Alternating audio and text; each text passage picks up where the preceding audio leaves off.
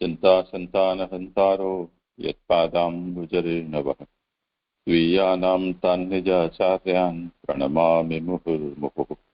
यदनुग्रहतो जन्तुः सर्वदुःखातिगो भवेत् तमहं सर्वदा वन्दे श्रीमद्वल्लभनन्दनम्। अज्ञानतिमिरान्धस्य ज्ञानाञ्जनशलाकया चक्षुरुन्मीलितं येन तस्मै श्रीगुरवे नमः।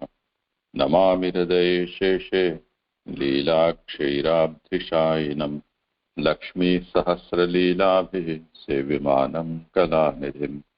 चतुर्भिश्च चतुर्भिश्च चतुर्भिश्च त्रिभिस्तथा षड्भिर्विराजते योऽसौ पंचधा हृदये नमः। કારો જેમનો વારો હોય આજે જગત પ્રણામ. નીતા મારો વારો છે. ભક્તિ પ્રગટ કરતું ભગવાનનું નામાત્મક સ્વરૂપ એવું શ્રીમદ ભાગવત શાસ્ત્ર, જેનો અર્થ છે નંદરૂપ હરિની લીલા. સ્કંદ પહેલો અધિકાર લીલા. તેમાં હીન, મધ્યમ અને ઉત્તમ ત્રણ પ્રકારના શ્રોતા અને વક્તાના અધિકારીનું નિરૂપણ કરવામાં આવ્યું છે. તે અંતર્ગત મધ્યમ અધિકારીનું પ્રકરણ બીજું છે, 4 થી 6 અધ્યાયનું. તેના વક્તા છે નારદજી અને શ્રોતા છે વ્યાસજી.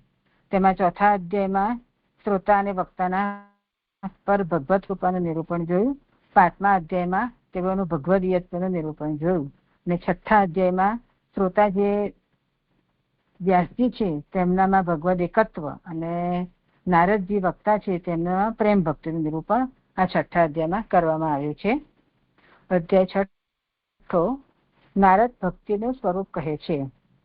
હવે કારિકામાં કાલે જોવામાં આવ્યું કે ગયા અધ્યાયમાં નારદે કીધું કે જેમ ભગવાને મને જ્ઞાન અને ઐશ્વર્ય આપ્યા, એટલે જ્ઞાન આપ્યું એટલે શ્રવણનું અંદરનું જે ફળ હતું તે એને પ્રાપ્ત થયું. અને હવે આ અધ્યાયમાં શ્રવણનું બહારનું કીર્તનનું ફળ છે તેનું ફળનું વર્ણન કરવામાં આ અધ્યાયમાં આવે છે. કારણ કે જો કીર્તન કરવામાં આવશે તો જ શ્રવણનું ફળ, નહીં તો વ્યર્થ થશે, નહીં થાય તો. તેથી અહીંયા કીર્તનનું ફળ અધ્યાયમાં કહેવામાં આવે છે. ત્યાં હવે વ્યાસજીએ ત્યાં ગયા અધ્યાયમાં વ્યાસજીને સંદેહ થાય છે કે જ્યારે નારદે કીધું કે જ્ઞાન અને ઐશ્વર્ય આપ્યા તો એ સમયે પછી એ શાંત રહ્યા. એટલે હવે વ્યાસજીને સંદેહ થાય છે કે હવે એમને જે ઐશ્વર્ય આપ્યું તેના સંબંધમાં મને કહેશે કે નહીં કહે, આગળ હવે કહેશે કે નહીં કહે, એમાં સંદેહ થાય છે ત્યારે. અને ઘણો આદર હોવાનું પણ એમનામાં જણાય છે. તેથી વ્યાસજી આગળ નારદજીને પ્રશ્ન કરે છે. શ્લોક 2 થી 7મા સુધીનું નિરૂપણ મારું છે. તેમાં ઉત્થાનિકા શ્લોક 2ની નીચેના 3 શ્લોકોથી પ્રશ્ન કરે છે. તો બધીની પાન નંબર 154.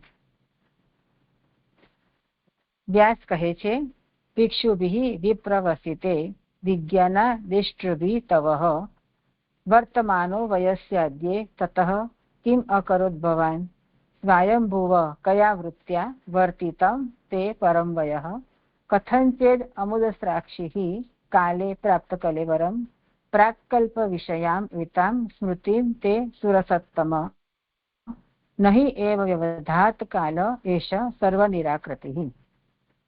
તમને જ્ઞાનનો ઉપદેશ કરનારા સંન્યાસીઓ ગયા તે પછી પ્રાથમિક વયમાં રહેલા તમે શું કર્યું? હે બ્રહ્માના પુત્ર, તમારું પાછળનું જીવન કઈ વૃત્તિથી નભ્યું અને સમય થતા આ શરીરનો તમે કેવી રીતે ત્યાગ કર્યો? હે ઉત્તમોત્તમ દેવ, પહેલાના કલ્પના સંબંધવાળા આ તમારા સ્મરણને કાલે નિશ્ચય નથી જ લોપ્યું. આ સર્વને લોપનારો છે, એટલે કે આ કાલ સર્વને લોપનારો છે. સુબોધિનીજી, કૃતિ શરીરનો ત્યાગ અને જ્ઞાનનો નાશ ન થવો તે પૂછેલા છે. આ 3 પ્રશ્ન પૂછે છે. કૃતિના સંબંધમાં, શરીર ત્યાગના સંબંધમાં અને જ્ઞાનનો નાશ થયો નથી એ સંબંધમાં. કેમ? કારણ કે બ્રહ્મ જાણનારને કોઈ કર્તવ્ય રહેતું નથી. હવે નારદજી બ્રહ્મવિદ છે, બ્રહ્મ જેને જાણી લીધું હોય તેને હવે કોઈ કર્તવ્ય રહેતું નથી.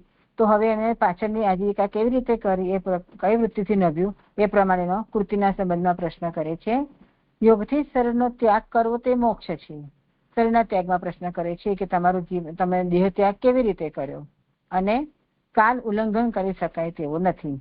હવે નારદજીને પહેલાના કલ્પના સંબંધ વાળું પણ સ્મરણમાં રહ્યું છે કાલ કેવો છે તો કાલનું ઉલ્લંઘન કરી શકાય તેવું નથી, છતાં પણ એ કાલને એમને ઉલ્લંઘન કર્યું છે. તેથી આ 3 શબ્દમાં વ્યાસજીને સંદેહ થાય છે અને તે પ્રશ્ન કરે છે, હે બ્રહ્માના પુત્ર સ્વયંભુવ, એ હાલના જન્મનું સંબોધન છે. વૃત્તિ એટલે શરીરનો નિર્વાહ કરનારી આજીવિકા. સ્વયંભુવ કયા વૃત્તિ, એટલે કે હે બ્રહ્માના પુત્ર, તમારું જીવન કઈ વૃત્તિથી નભ્યું એ પ્રશ્ન કરે છે. તો કે વૃત્તિ એટલે તમે શરીરનો નિર્વાહ કેવી રીતે કર્યો પાછળના જીવનમાં, એ પ્રમાણનો પ્રશ્ન કરે છે. કેવી રીતે શબ્દથી યોગ વગેરે પ્રકારો પૂછેલા છે. સમય થતા આ શરીરનો તમે કેવી રીતે ત્યાગ કર્યો, એ કેવી રીતે શબ્દથી દેહ ત્યાગના પ્રકાર પૂછે છે કે તમે કયા પ્રકારે દેહનો ત્યાગ કર્યો. ચ અને શબ્દ શરીર ત્યાગના પ્રકારનું ભેદ જણાવવા યોજેલ છે, જે છે કથન ચેદ અમુદ રાક્ષી. એમાં જે ચ છે કથન ચ ઈદ, એટલે એમાં ચ જે છે એનાથી કહે છે કે તમે શરીર ત્યાગના પ્રકારનો કયા પ્રકારે શરીર ત્યાગ કર્યો નો ભેદ જણાવવા માટે આ. પણ શરીર ત્યાગના પ્રકારોના વિષયમાં મને બહુ સમજ નથી જઈ, એટલે આપ પછી જણાવજો. તેનો અર્થ તેમ છતાં એવો છે. એની 1 નંબરની ટિપ્પણી છે કે પાછળથી વયમાં જીવન માટે આજીવિકા પ્રાપ્ત થવા છતાં શરીર કેમ ત્યજ્યું એવો અર્થ જણાય છે. એટલે કીધું કે સમય થતા આ શરીરનો ત્યાગ કર્યો, તો હવે તમે એ શરીરનો ત્યાગ કેમ કર્યો, કારણ કે પાછળથી તો તમને આજીવિકા પ્રાપ્ત હતી, તો શરીરનો ત્યાગ તમે શા માટે કર્યો એવો અહીં પ્રશ્ન કરી રહ્યા છે. સમય થયો ત્યારે કે સમય થયા પહેલા શરીરનો ત્યાગ કર્યો એવો પ્રશ્ન છે. ને તમે શરીરનો ત્યાગ ક્યારે કર્યો, સમય થયો, સમય થતા એટલે કે સમય થયો ત્યારે કર્યો કે સમય પહેલા કર્યો. જો તમને કોઈ આજીવિકા પ્રાપ્ત ના થયો તો કદાચ તમે સમય પહેલા પણ એ ત્યાગ કર્યો હોત, એવો પ્રશ્ન અહીંયા કરી રહ્યા છે. આ શબ્દથી શરીર બુદ્ધિથી પાસે રહેલું જણાવેલું છે. એટલે કે આ શરીર બે શરીરથી, એટલે આ શબ્દથી શરીર, આ શરીર જે કીધું એટલે પહેલાના કલ્પના સંબંધ વાળાનું જે શરીર જે નારદજી કહી રહ્યા છે એ શરીર અત્યારે તેમની બુદ્ધિમાં છે. એટલે કહે છે કે આ શબ્દથી શરીર બુદ્ધિથી પાસે રહેલું જણાવેલું છે. 2 નંબરની ટિપ્પણી છે કે ગયા કલ્પનું શરીર અત્યારે વિદ્યમાન ન હોવા છતાં વ્યાસની બુદ્ધિથી પાસે રહેલું જોઈ તે આ શબ્દથી દેખાડે છે એવો અર્થ જણાય છે. અત્યારે તો વ્યાસજીની સમક્ષ નારદજીના બ્રહ્માજીના પુત્ર તરીકે જે નારદજી છે એ દેહ સમક્ષ છે, પરંતુ હે નારદજી શ્રવણ કરાવી રહ્યા, જે એનું સ્મરણ કહી રહ્યા છે, જે એમનું સ્મરણમાં જે છે એ બધું કહી રહ્યા છે, એટલે એમને એ ગયા કલ્પનો દેહ એમની બુદ્ધિમાં છે. આનાથી એ ગયા કલ્પના જે છે એ દેહ છે એ દેહ અત્યારે વ્યાસજીની બુદ્ધિમાં છે. વા અથવા પાઠ હોય ત્યારે તે અનાદર દર્શાવવા યોજેલ જાણવો. એટલે કે કથમ, એને 3 નંબરની ટિપ્પણી છે કે કથમ વેદ અમૃત સ્ત્રાક્ષી એવો પાઠ હોય ત્યારે. એટલે કે છે કે કથમ કે જે બધે કથમ વેદ અમૃત સ્ત્રાક્ષી હોય, એટલે કે કથમ વા એવો શબ્દ એવો પાઠ હોય તો એટલે કે તે દેહ, આ દેહ ને બદલે તે દેહ એવો પાઠ હોય તો અનાદર દર્શાવે જાણવો. એટલે મને એવું સમજાય છે કે ગયા શ્લોકમાં કીધું કે શ્રવણ કરવામાં આદર હોય તો આગળ એટલે કહી શકાય આગળ, તે શ્રવણનો આદર દર્શાવવા માટે તેમને આ શરીર કીધું. પછી કદાચ વા એ દેહ કીધો હોત, વાથી એ પાઠ લીધો હોત તો કદાચ શ્રવણમાં અનાદર દર્શાવવા માટે યોગ્ય જાણવો એવું મને અહીંયા સમજાય છે. આગળ બીજો અર્થ કહે છે કે અથવા કાલથી ઉત્પન્ન થયેલું શરીર કાલ ગ્રહણ કરે છે એમ સમય થતા શબ્દોથી કહેલ છે. એટલે કે શરીર કાલથી ઉત્પન્ન થયેલું છે ને કાલ ગ્રહણ કરે છે, તો સમય થતા તો કાલ ગ્રહણ શરીર કાલ ગ્રહણ કરી દે શરીર, એનો કોઈ એ પ્રશ્ન નથી. પરંતુ તે તમારે આગળ સમય થયા પહેલા દેહનો ત્યાગ કર્યો હોય તો કેવી રીતે કર્યો ને કેમ કર્યો એમ અહીંયા જ પૂછી રહ્યા છે. એમ સમય થતા શબ્દોથી કહેલું છે. એટલે આટલા જે સમય થતા જે છે શરીર ત્યાગના સંબંધમાં મને વાક્યો બધા આમ સમજાયા છે, પણ એની કન્ટિન્યુટી નથી બરાબર સમજાતી. હવે આગળ જે એમના સ્મરણ જ્ઞાનનો નાશ નથી થયો એના સંબંધમાં પ્રશ્ન છે, એની વાત કરે છે કે આ તમારા સ્મરણને પહેલાના કલ્પના સંબંધો વાળાથી સંસ્કારનો નાશ કરીને કાલે જુદું કેમ પાડ્યું નથી. તમારું આ સ્મરણ ગયા કલ્પનું છે, તો પહેલાના કલ્પના સંબંધ વાળાથી એના સંસ્કારનો નાશ કરીને તમારા એ સ્મરણને કાલે કેમ જુદું નથી પાડ્યું. ત્યારે આ સ્મરણનો શબ્દથી ઉદ્ભવ થાત, અત્યારે તો પ્રત્યક્ષથી ઉદ્ભવ થાય છે તેવો અર્થ છે. એના 4 નંબરની ટિપ્પણી છે ત્યારે પર. ત્યારે એટલે સંસ્કારનો નાશ થયો ત્યારે, એમ પુરુષોત્તમજી પ્રશ્ન કરી રહ્યા છે. અને ત્યારે એટલે કે ગયા કલ્પમાં એવો અર્થ જણાય છે. સંસ્કારનો નાશ થયાનું કહેલ નથી, અને તેનો નાશ થાય તો સ્મરણ જ થાય, પણ નહીં સ્મરણ જ ન થાય એવું મને અહીંયા સમજાય છે. જે સ્મરણ જ ન થાય એવું નાનુભાઈ કહી રહ્યા છે. બરાબર છે? સ્મરણ જ ન થાય એમ છે. જોઈએ જોઈએ બરાબર. એટલે કે છે કે આ ત્યારે એટલે કે સંસ્કારનો નાશ થયો હોય તો આ સ્મરણનો શબ્દથી ઉદ્ભવ થાય. એટલે કે મને એવું સમજાય કે શાસ્ત્ર દ્વારા એનો તમારા જે સ્મરણ છે એનો શાસ્ત્રથી ઉદ્ભવ થાય. અત્યારે તો પ્રત્યક્ષ જ આપ કહી રહ્યા છે, પ્રત્યક્ષથી જ એનો ઉદ્ભવ થઈ રહ્યો છે. અને નાનુભાઈ ગયા કલ્પમાં કહે છે કે ગયા કલ્પમાં સ્મરણનો શાસ્ત્રથી ઉદ્ભવ થાય. અત્યારે પ્રત્યક્ષથી નારદજી સ્વયં જ કરી રહ્યા છે તે સ્મરણનો ઉદ્ભવ. ઉત્તમ દેવો અને ભક્તોના સ્મરણનો પણ કાલ નાશ કરે છે. તમારા સ્મરણનો તો નાશ નથી કર્યો એવા વિચારથી હે ઉત્તમોત્તમ દેવ એવું સંબોધન આશ્ચર્યથી કરેલ છે. એ સુર સપ્તમ જે કીધું છે ચોથા શ્લોકના એમાંની વાત કરે છે કે હે સુર સપ્તમ કે હે ઉત્તમ ઉત્તમ દેવ એવું સંબોધન કર્યું છે. તો એનું કારણ જણાવે છે કે જે ઉત્તમ દેવો અને ભક્તોના સ્મરણનો પણ કાલ નાશ કરે છે એવો કાલ જે છે કે જેને તમારા સ્મરણનો નાશ કર્યો નથી, તેનાથી અહીંયા આવું સંબોધન વાપર્યું છે. એ આગળ આવે છે કે એમના સ્મરણનો નાશ ભગવાનની ઈચ્છાથી જ નથી થયો. ભગવાને જ તેમને એવું વરદાન આપ્યું હતું કે તમારે મતિ અને સ્મરણનો નાશ નહીં થાય. જરા પણ સ્મરણનો નાશ નથી કર્યો એમ જણાવવા એવ જ શબ્દ યોજેલ છે.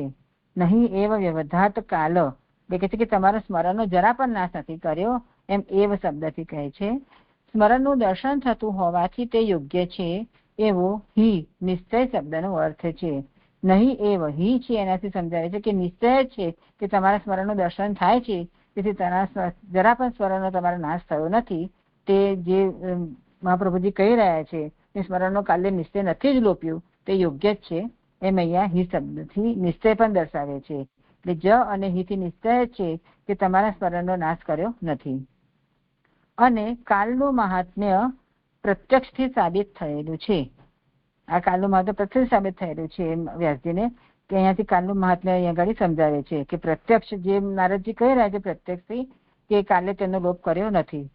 કાલ ભગવાન હોવાથી તેનો સાક્ષાત્કાર કરીને અથવા શાસ્ત્રાર્થ દ્રઢ કરવા આ એમ કહેલું છે. એટલે કીધું કે આ સર્વને લોપનારો કાલ છે. તે એટલે કે કાલ ભગવાન હોવાથી તેનો સાક્ષાત્કાર કરીને, એટલે કાલ પણ ભગવદ રૂપ છે, એટલે કાલનો સાક્ષાત્કાર કરીને નારદે આ વ્યાસજીને જે સ્મરણ હતું તે બધું જે કીધું તે એનાથી થાય છે કે કાલનો સાક્ષાત્કાર નારદે કર્યો છે. અથવા શાસ્ત્રાર્થને દ્રઢ કરવા માટે કે કાલ જે ભગવદ રૂપ છે અને કાલનો પણ લોપ ભક્તો કરી શકે છે એવું શાસ્ત્ર દ્રઢ કરવા માટે આ એમ કહેલું છે. શ્લોક સંપન્ન થયો. મને આમાં આટલું સમજાય છે.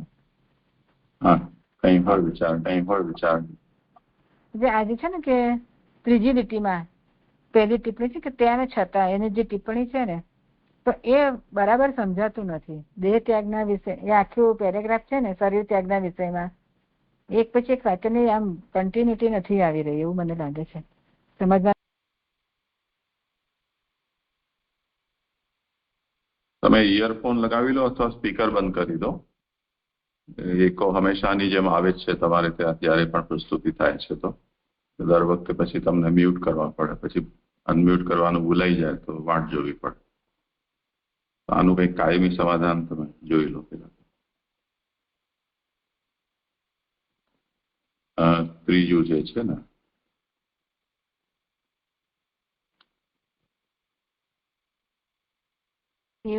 ફરીથી જરા કરો પ્રશ્ન. જે મેં ઇયરફોન નવા જ લીધા લગાવેલા છે અને હા તો એ કાઢી દો હજી અને સાદો ફોન ની જેમ કાન ઉપર લગાવો ને એવી રીતે કરો, કેમ કે એકો બહુ જોરથી આવે છે.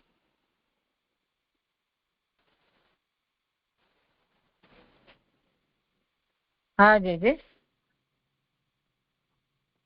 જે ઇયરફોન કાઢી લીધા છે હવે. હા હા બીજું છે ને તેમ છતાં ત્રીજા નંબર સ્પીકર નથી ચાલુ. બીજા એક મિનિટ જગ્યા બદલીનો વરસાદનો અવાજ આવતો હશે. ના ના હવે બરોબર છે. ઠીક છે કરો. હા હા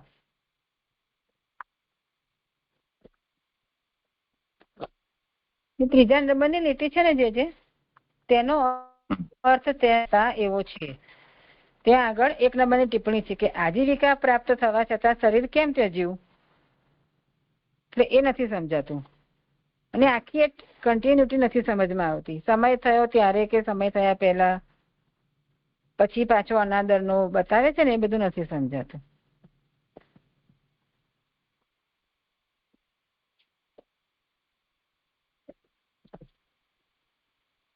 હા,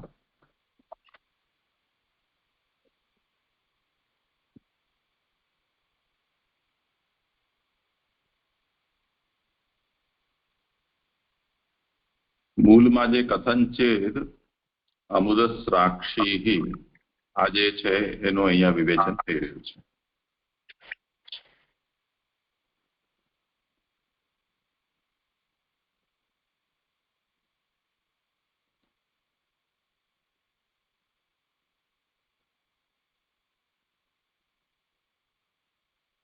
હા,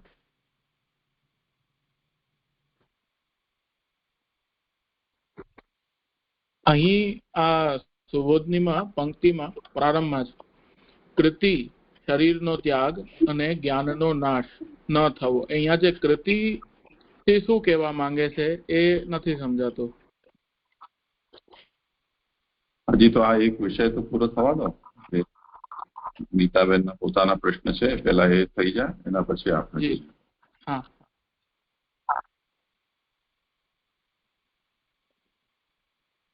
તમે નીતાબેન જયારે ન બોલો ત્યારે ફોનને મ્યુટ કરી દેવાનો અભ્યાસ રાખો, કેમ કે હજી પણ થોડો એકો તો આવે જ છે.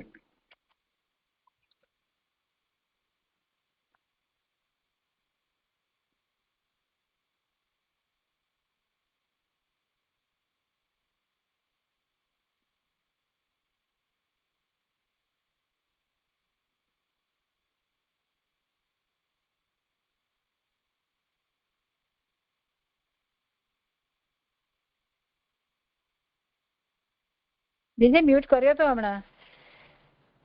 હા, ઠીક, કરી દો, મ્યુટ રાખો. હા, હું વાટ જોઉં છું તમારું. તમારે શું એકો આવે ને બીક લાગે છે મને જ મારો અવાજ સંભળાયા કરે ને તો જરા અસુવિધા થાય છે.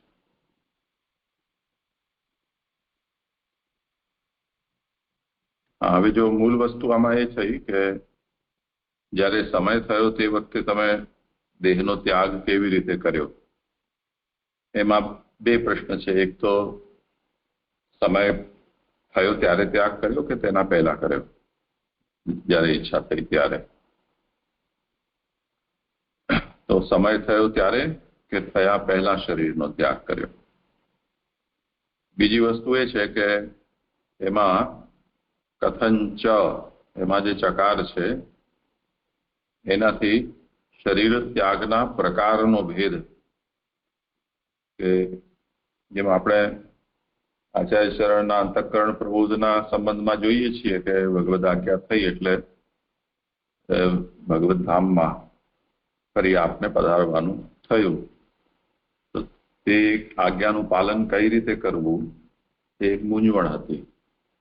તેના માટે આપે અંતઃકરણ પ્રબોધ ગ્રંથમાં એનું ચિંતન કર્યું અને સંન્યાસ નિર્ણય ગ્રંથથી ફરીથી એ વિષયને ઓર વધારે સ્ફુટ કર્યો અને છેલ્લે બાકી પછી ચતુર્થ આશ્રમ રૂપ સંન્યાસ ગ્રહણ કરીને પરમહંસ થયા અને ત્યાર પછી આપે દેહ ત્યાગ કર્યો. આ એક દેહ ત્યાગનો પ્રકાર છે. વાનપ્રસ્થીઓને જે પાંડવોના સંબંધમાં આપણે જોઈએ છીએ તો એમણે હિમાલયમાં સ્વર્ગારોહણ કર્યું, એ એમનો દેહ ત્યાગનો પ્રકાર હતો. હજી આમાં આગળ ધૃતરાષ્ટ્ર વગેરેનો આવશે. એમણે યોગાગ્નિ પ્રકટ કરી અને એ અગ્નિમાં ગાંધારી વગેરે સાથે એ લોકો પણ સ્વધામ પધાર્યા. ત્યાં દ્રોણના સંબંધમાં આવે છે કે એમણે પણ સમાધિ લગાવી લીધી હતી. અશ્વત્થામાના વધનો સમાચાર મળ્યા પછી. તો એ દેહ ત્યાગના ઘણા બધા પ્રકારો છે. એમાંથી તમે કયા પ્રકારને ગ્રહણ કર્યો એ અહીંયા મુખ્ય પ્રશ્ન છે. એના માટે આ કથંચેત અમુદસ્રાક્ષી, તો કથમમાં આ પ્રકારની જિજ્ઞાસા છે. આ એક વાત થઈ. બીજું શું વિષય છે?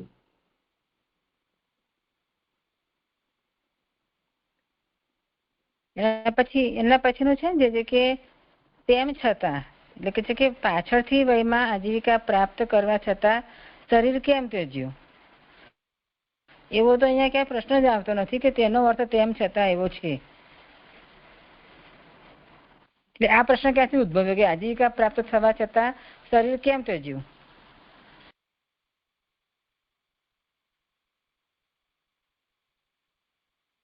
હા, મૂળમાં જે આજ્ઞા કરી રહ્યા છે એને ફરીથી જરા ધ્યાનથી સમજી લો.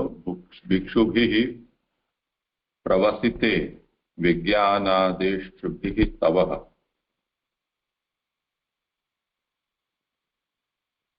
તમને વિશેષ જ્ઞાન આપનારા ભિક્ષુઓ જ્યારે પ્રવસિત થઈ ગયા એટલે ત્યાંથી પધારી ગયા ત્યારે વર્તમાનો તમે પછી એકલા રહી ગયા તો વયસ્યાદ્ય તતઃ કિમ કરોત ભવાન?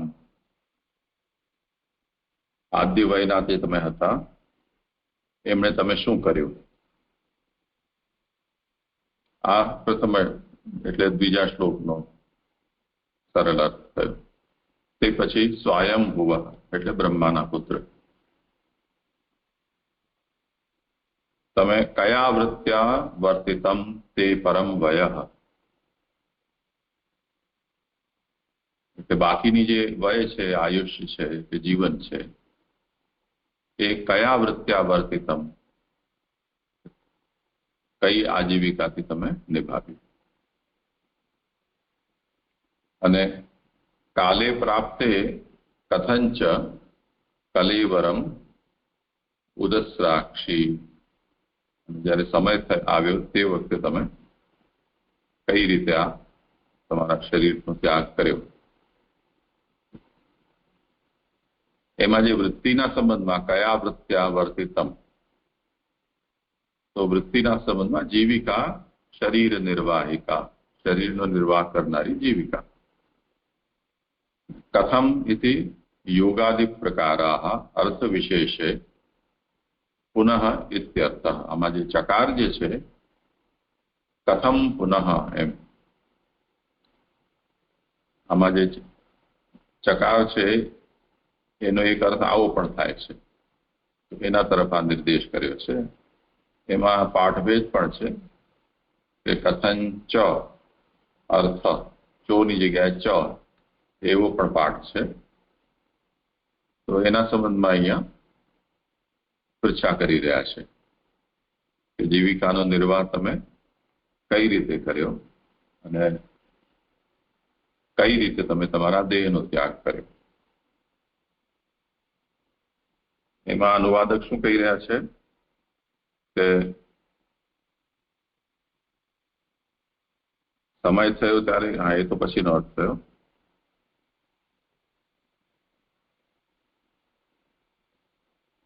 તમારો શું પ્રશ્ન છે, કયા અંશમાં? એની પહેલા છે ને જે શરીર ત્યાગના પ્રકારનો ભેદ યોજેલ છે, તેનો અર્થ તેમ છતાં એવો છે.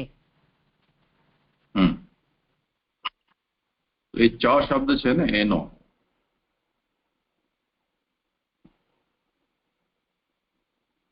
એટલે એના બે અર્થ સમજવાના. એક અર્થ આ પ્રકાર શરીર ત્યાગના પ્રકારનો ભેદ, અને બીજો આ. હા, બંને સમજવાના જે છે, બંને એ રીતે છે. જી જી.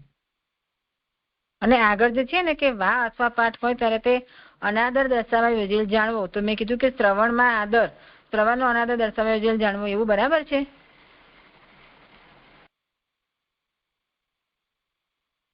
શ્રવણમાં અનાદર નહીં,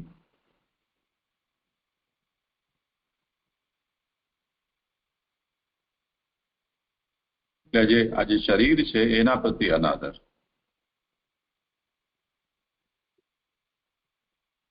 જી જી જી.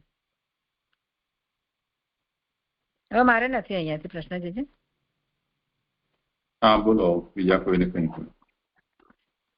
અહીંયા જે કૃતિ શરીરનો ત્યાગ, અહીંયા જે કૃતિથી શું સમજવાનું છે? દાદાજી કૃતિ એટલે હા, કૃતિ એટલે તમારું પાછળનું જીવન કઈ વૃત્તિથી નભ્યું એ જે છે ને, એ તમે શું કર્યું, શું કરીને તમારો જીવનનો નિર્વાહ કર્યો, એવું મને સમજાયું છે. ના, જીવન નિર્વાહથી તાત્પર્ય નથી, કર્યું શું એમ. કૃતિ જે છે એના સાથે એનો સંબંધ જોડ્યો ને, કે કૃતિના સંબંધમાં પૃચ્છા શા માટે કરી છે કે બ્રહ્મ જાણનારને કંઈ કર્તવ્ય રહેતું નથી. વૃત્તિ તો ઠીક છે જ, પરંતુ કર્યું શું? બીજો વિષય શરીરનો ત્યાગ. અને કેમ કે યોગથી શરીરના ત્યાગ કરતા મુક્ત થવાય જ છે, એમાં કોઈ સંશય નથી. અને પૂર્વનું જ્ઞાન, કે જ્યારે કાલથી બધું નષ્ટ થઈ જાય છે તો તમને આ જ્ઞાન રહ્યું કઈ રીતે નાશ ન પામે. ત્રણ અહીંયા મુખ્ય રૂપથી જિજ્ઞાસા સમજાયું? સમજાય છે. હવે એકો આવે છે? ના, હવે નથી આવી રહ્યો. કરો. હા, એક ક્ષણ આખું પૂછી રહ્યું છે. હા, પ્રણામ છે. જે આ છેલ્લી ચોથી ફૂટનોટ છે ને, એમાં જે લાસ્ટ લાઈન છે ને, એ થોડી નીતાબેનનો પ્રશ્ન હતો પણ મને લાગે છે રહી ગયો. સંસ્કારનો નાશ થયાનું કહેલ નથી અને તેનો નાશ થાય તો સ્મરણ જ થાય.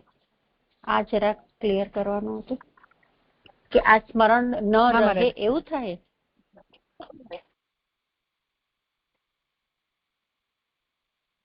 શું કહો છો નીતા? હા, એટલે મારો પ્રશ્ન હતો જે નાનુભાઈ કહી રહ્યા છે ને કે સંસ્કારનો નાશ થયાનું કહેલ નથી અને તેનો નાશ થાય તો સ્મરણ જ ન થાય, એમ આવે ને કે સ્મરણ જ થાય એવું અહીંયા છે, ન આવશે કે નહીં આવે? એવું જ થશે ને. નાશ થાય તો સંસ્કારનો નાશ તો સ્મરણ થઈ જાય ને. સંસ્કારનો નાશ થાય તો સ્મરણ થાય. અહીંયા બે પ્રકારે સ્મરણ બતાવ્યા છે ને, એક તો શબ્દજન્ય છે ને એક પ્રત્યક્ષજન્ય છે. તો અહીંયા શું આજ્ઞા કરી રહ્યા છે કે એતામ સ્મૃતિમ, આ પ્રકારની જે સ્મૃતિ એટલે પ્રાકલ્પ વિષયામ સ્મૃતિમ, પૂર્વના કલ્પના વિષયમાં જે તમારી સ્મૃતિ છે એ સંસ્કાર નાશેન પૂર્વકલ્પ વિષયેભ્યો વ્યવહિતામ કથમ ન કૃતવાન. તો પૂર્વકલ્પના વિષયમાં વચ્ચે આ વ્યવધાન કેમ ન કર્યું એણે? એટલે પૂર્વકલ્પની સ્મૃતિને એણે શા માટે ભૂસી ન નાખી? કે જો એવું હોત તો શું થાત? એટલે પૂર્વકલ્પની સ્મૃતિ यदि नष्ट થઈ ગઈ હોત તો ઇયમ સ્મૃતિ શબ્દ મૂલા સ્યાત. અત્યારે જે એમને આ જન્મમાં સ્મૃતિ રહી છે એ શબ્દ મૂલિકા સ્મૃતિ રહી હોય. ઇદાનીમ તો પ્રત્યક્ષ મૂલા ઇતિ. પણ અહીં તો એમને જાણે કે આ નજરે દેખાઈ ગયું હોય તે પ્રકારની સ્મૃતિ એમને અત્યારે છે.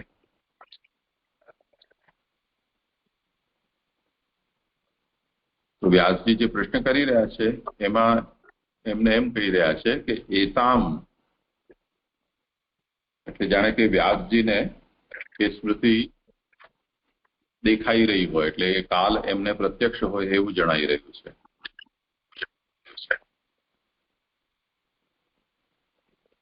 તો એના સંબંધમાં તદા ઇયમ સ્મૃતિ શબ્દ મૂલા સ્યાદ, એમાં જે તદા શબ્દ છે એટલે કે ત્યારે, એનો અર્થ પુરુષોત્તમજી એમ કહી રહ્યા છે કે સંસ્કારનો નાશ થયો ત્યારે इयं स्मृति शब्दमूलास्यात् फरी पाछो एको चालू થઈ ગયો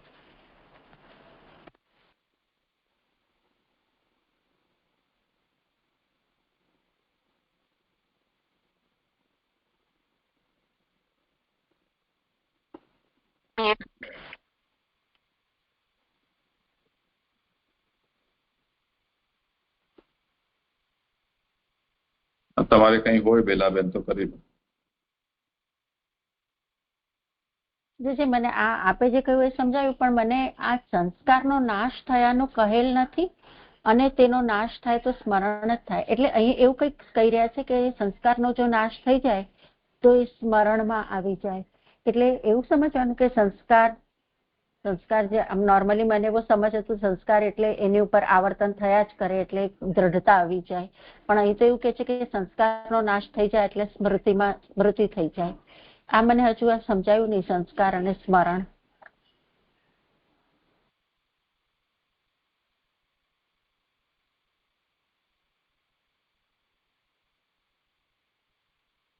ગીતાબેન કરો સમાધાન. હું તો હા જે એટલે આપે કીધું સંસ્કારનો નાશ થયાનું કહેલ નથી અને તેનો નાશ થાય તો સ્મરણ જ થાય, એટલે આપે એવું કીધું કે સંસ્કારનો નાશ થાય તો પછી સ્મરણ બી ક્યાંથી થાય, આપે એવું કીધું. પણ મને બી પ્રશ્ન છે કે સંસ્કારનો નાશ થાય તો મને સંસ્કારમાં હું શું સમજી કે પેલી આપણે વાસના જેવું સમજી કે વાસનાનો જ નાશ થઈ જાય તો પછી સ્મરણ પણ ન થાય એમ. મને બી જ્યાં બરાબર છે નથી સમજાયું.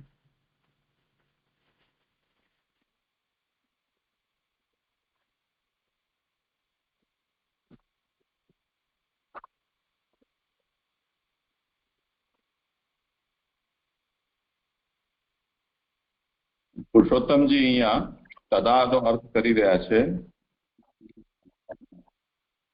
કાલેન સંસ્કાર નાશે, એટલે સમય જ્યારે સંસ્કારનો નાશ કરે છે ત્યારે ઇયમ સ્મૃતિ શબ્દ મૂલાસ્યાત, એટલે અત્યારે જે નારદજીને સ્મૃતિ દેખાઈ રહી છે એ સ્મૃતિ કેવલ એના મૂળમાં શબ્દ હોય એટલે વ્યાસજીને દેખાય છે તે, અને ઇદાનીન તો પ્રત્યક્ષ મૂલા, પણ અહીંયા તો વ્યાસજીને આ પ્રત્યક્ષ મૂલા દેખાઈ રહી છે.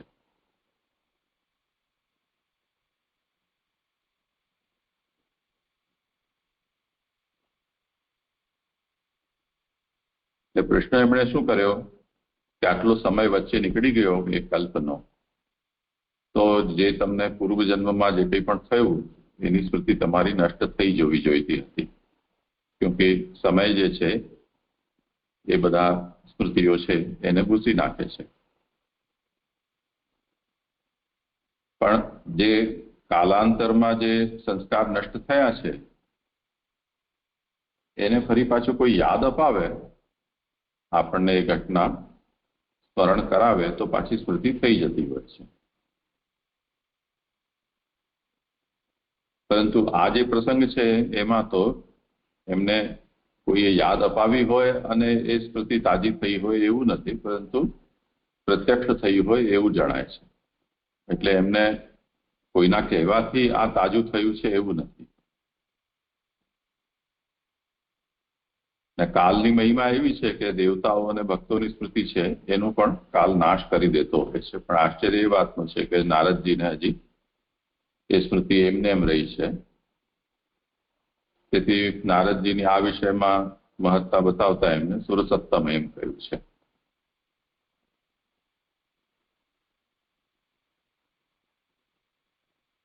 મૂળ આટલી વાત આમાં સમજવાની છે. આ બધું વ્યાસજી એટલા માટે કહી શકી રહ્યા છે કે વ્યાસજીને કાલ પ્રત્યક્ષ દેખાઈ ગયો છે.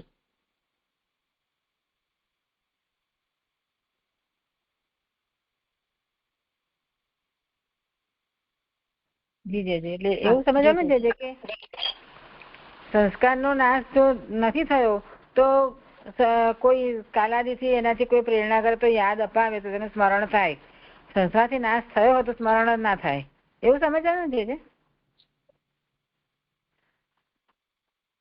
એકો આવે છે હજી? હા, અત્યારે તો નથી આવી રહ્યો, પણ બીક બેસી ગઈ છે એટલે બોલવામાં સંકોચ થાય છે.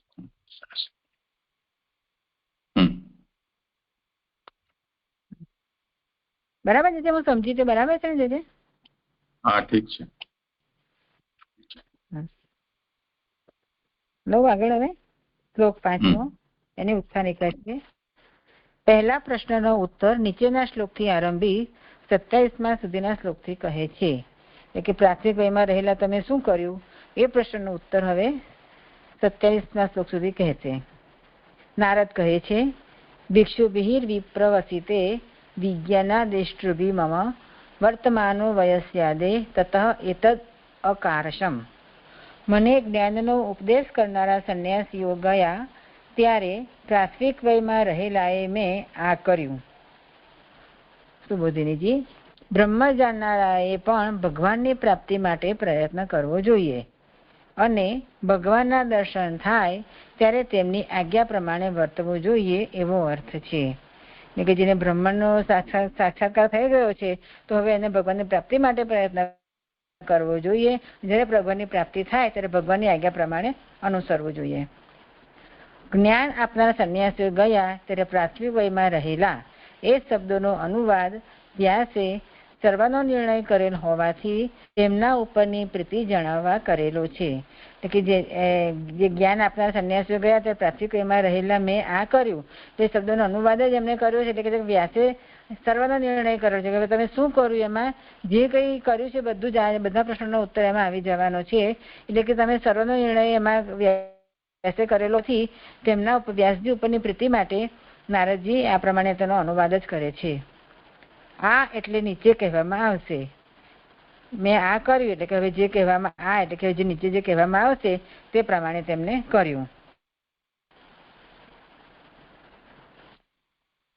સર્વનો નિર્ણયમાં એ બરાબર છે કે બીજું કઈ આવશે?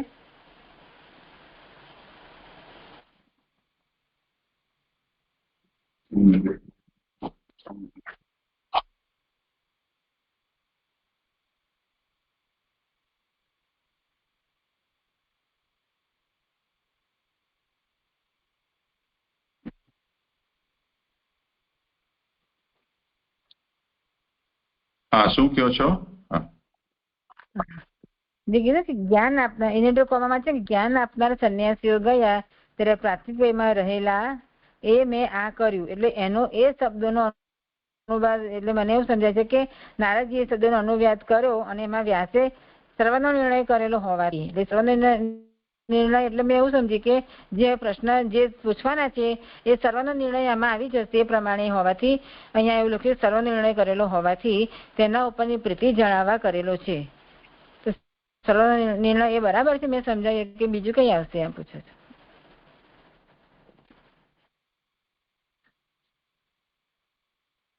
વ્યાસે આના પહેલા જે પ્રશ્ન કર્યો એ પ્રશ્ન પછી નારદજી જયારે ઉત્તર આપી રહ્યા છે ત્યારે એમણે વ્યાસના શબ્દો ફરીથી બોલ્યા છે.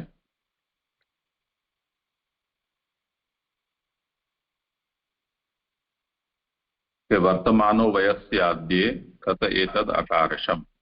એટલે પ્રાથમિક વયમાં રહેલા એ મેં આ કર્યું.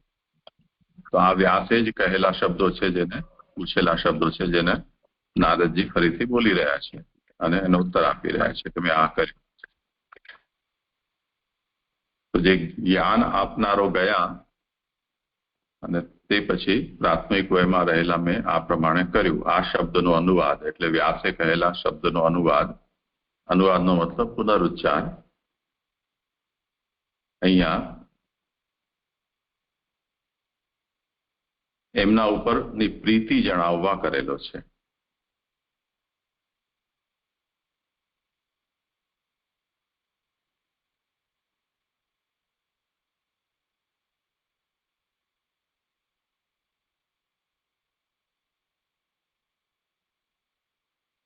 એ વિષયમાં વ્યાખ્યાકારો બહુ વિશેષ કંઈ નિરૂપણ નથી કરી રહ્યા. ગોકુલનાથજી કેવલ એટલું આજ્ઞા કરે છે કે નારદ કૃતાનુવાદસ્ય પ્રયોજનમ તત્પ્રીતયે इति आहुः। નારદે કરેલો વ્યાસજીએ કહેલા શબ્દોનો નારદે પુનરુચ્ચાર કર્યા એનું પ્રયોજન તત્પ્રીતયે, એમની પ્રીતિ માટે. અનુવાદસ્ય પ્રીતિજનકત્વે હેતુમ આહુઃ, અને આવું પુનરુચ્ચાર કરવા પાછળ એ પ્રીતિજનક થવાનો હેતુ શું છે? તો એ હેતુ અહીંયા આપ્યો છે સર્વાવધારણાત, એટલે યત પૃષ્ટમ તત્સર્વમ અનેન અવધૃતમ ઇતિ સંતોષ. એટલે વ્યાસે નારદને જે પૂછ્યું છે તે બધું નારદજીએ સારી રીતે સમજી લીધું છે, એના માટે એમણે આ કહ્યું છે. એ એમનો સંતોષ છે.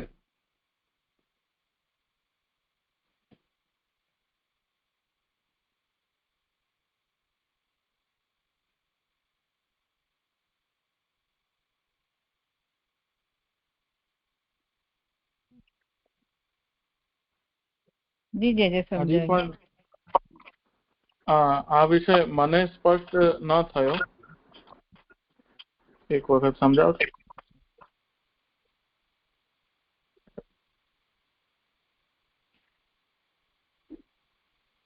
નીતાબેન તમે કરો, સમાધાન પૂછે છે. હા, એટલે અહીંયા જે નથી આવતો ને ઇકો, અહીંયા જે વ્યાસજીએ પૂછ્યું કે ભિક્ષુ વિપ્ર વસીતે વિજ્ઞાનાદિષ્ટભિ તવ વર્તમાનો વયસ્યાદે તત કિમ અકરોત ભવાન, તમે શું કર્યું? તો એના અનુસંધાનમાં નારદજી જે જવાબ આપી રહ્યા છે એમાં વ્યાસજીનો જ અનુવાદ કરી રહ્યા છે અને કહે છે કે મેં આ કર્યું.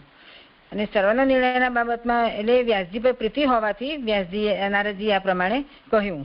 અને સર્વના નિર્ણયમાં સંબંધમાં એટલે નારદજીને પૂછ્યું છે, નારદજી બધું સમજી ગયા છે અને એ હવે કહેવા જઈ રહ્યા છે, તે માટે સર્વ નિર્ણય કરેલો હોવાથી વ્યાસજી ઉપરની પ્રીતિ માટે જણાવવા માટે આ અનુવાદ કરેલો છે, એવું મને અહીંયા સમજાવી જાય છે. બરાબર છે ને?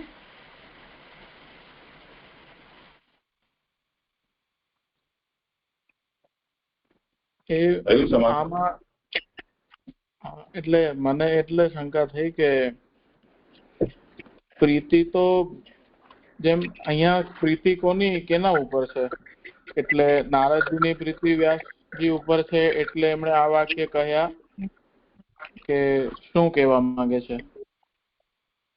હા, નારદજીની પ્રીતિ વ્યાસજી ઉપર છે એટલે એમનો જ અનુવાદ, વ્યાસજીના વચનનો જ અનુવાદ નારદજીએ કર્યો. ઠીક છે. જી હું આગળ ને જજે. હવે કારિકા આવી રહી છે. તમારો અવાજ આવી નથી રહ્યો કલ્પેશભાઈ, તમે કંઈ બોલવા માંગતા હો? હા, દંડવત પ્રણામજી. જે આવે છે અવાજ? હા, હવે આવે. હા, જે પહેલી ફૂટનોટ છે ને બ્રહ્મ પર, કે આ ભાગથી 5 થી 27 સુધીના 23 શ્લોકોનું તાત્પર્ય કહેલું છે, તો એ કયા, એટલે આ અધ્યાયના કે પૂર્વના અધ્યાયના? એ સ્પષ્ટ નથી થયું ત્યાં. આ જ અધ્યાયના. હવે આ 5મા શ્લોક છે. આ 5મા શ્લોકમાં જે મેં આ કહ્યું એમ કહ્યું, અને હવે જે કહેશે 27મા શ્લોક સુધી એનું તાત્પર્ય શું છે કે બ્રહ્મ જાણનારાઓએ પણ ભગવાનની પ્રાપ્તિ માટે પ્રયત્ન કરવો જોઈએ અને ભગવાનના દર્શન થાય ત્યારે એમની આજ્ઞા પ્રમાણે વર્તવું જોઈએ. એટલે બ્રહ્મ જાણનારાએ શું કરવું જોઈએ? તો બ્રહ્મ જાણનારાઓએ ભગવાનની પ્રાપ્તિ માટે પ્રયત્ન કરવો જોઈએ. એટલે એ હવે એનું તાત્પર્ય આ 5 થી 27 શ્લોક સુધીમાં આવશે. આખા 23 શ્લોકોનો જે સાર છે, તાત્પર્ય શું છે એનું, એ આ છે કે બ્રહ્મ જાણનારાએ ભગવાનની પ્રાપ્તિ માટે પ્રયત્ન કરવા જોઈએ. આ 23 શ્લોકોનું તાત્પર્ય આ છે. હા, ઠીક છે. આ જ અધ્યાયના હવે આગળથી ચાલુ થશે ને તે. હા, થઈ જશે. હા જી, થઈ એ જશે. ફૂટનોટ ભૂલી ગઈ હતી.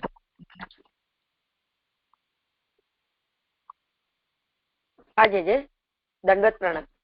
એટલે મને આ જે પૂછે છે ને એમાં આપે જે કહ્યું ને એ તો બરાબર છે, પણ મેં એવું વિચાર્યું હતું કે એ શબ્દોનો અનુવાદ એટલે જ્ઞાન આપનાર સંન્યાસીઓ ગયા ત્યારે પ્રાથમિક વયમાં રહેલા એ શબ્દોનો અનુવાદ વ્યાસે સર્વનો નિર્ણય કરેલો હોવાથી તેમના ઉપરની પ્રીતિ જણાવવા કરેલો છે. એટલે આ જે અનુવાદ, એટલે હવે વ્યાસજી આગળના શ્લોકમાં જે પૂછ્યું કે જ્ઞાનનો ઉપદેશ આપનારા સંન્યાસીઓ ગયા તે પછી તમે પ્રાથમિક વયમાં રહેલા તમે શું કર્યું, તો એનું હવે જે પછી આગળ જે જવાબ આપશે નારદજી, તો એ વ્યાસજી ઉપરની પ્રીતિને કારણે આપશે. પણ વ્યાસજી ઉપર પ્રીતિ કેમ છે કે એ વ્યાસે સર્વનો નિર્ણય કરેલો હોવાથી, એટલે સર્વનો નિર્ણય કરેલો હોવાથી મને એમ સમજાયું તું જે કે બધા શાસ્ત્રોનો નિર્ણય એમને કરેલો છે, નારદજી તો એ જાણે છે, તો આટલું બધું એમને કરેલું છે એટલે એમને વ્યાસજી ઉપર પ્રીતિ છે, એટલે હવે એ એમને બધું જ કહેશે. હું એવું સમજી હતી જે સર્વના નિર્ણયથી, તો એમ નહીં લેવાનું ને, પણ એ આપે જે કહ્યું એમ એટલું જ લેવાનું. ગોકુલનાથજીને આવું સમજાયું છે હમણાં આપણે જે વાંચ્યું ને એ. અચ્છા, ચાલ. એટલે આ પ્રમાણે નહીં કરવાનું કે સર્વનો નિર્ણય કરેલો હોવાથી તો આપણે સામાન્ય રીતે એમ થાય કે બધા શાસ્ત્રોનો એમને નિર્ણય કરેલો છે એટલે સ્વાભાવિક રહે કે નારદજીને એમના પર પ્રીતિ થાય એમ. એવો અર્થ નહીં લેવો. જી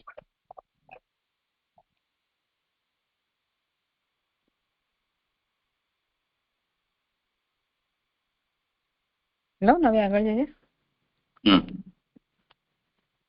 હવે કારિકા આવે છે. નીચેના શ્લોકથી આરંભી 3, 6 થી 8 એ શ્લોકથી વિઘ્ન હોવાપણું અને 9મા શ્લોકથી તેનો નાશ કહે છે.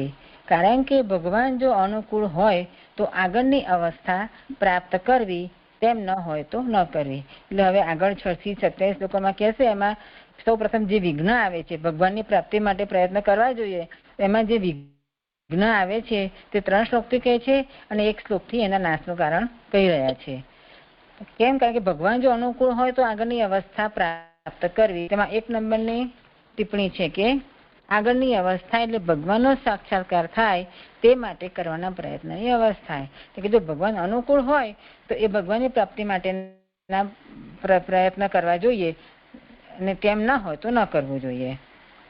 કારિકા છે. અન્યાસક્તિસ્તુ યત્રૈવ તત્સ્વાર્થ નૈવ યોજયેત ભવાન વા પ્રતીક્ષ્યો અત્ર યત્નમ વા તાદૃશમ ભજેત. જેનામાં બીજાની આસક્તિ હોય જ તેનો પોતાના કાર્ય માટે ઉપયોગ ન જ કરવો. આ વિષયમાં ભગવાનની સહાયની રાહ જોવી અથવા તેવો યત્ન કરવો.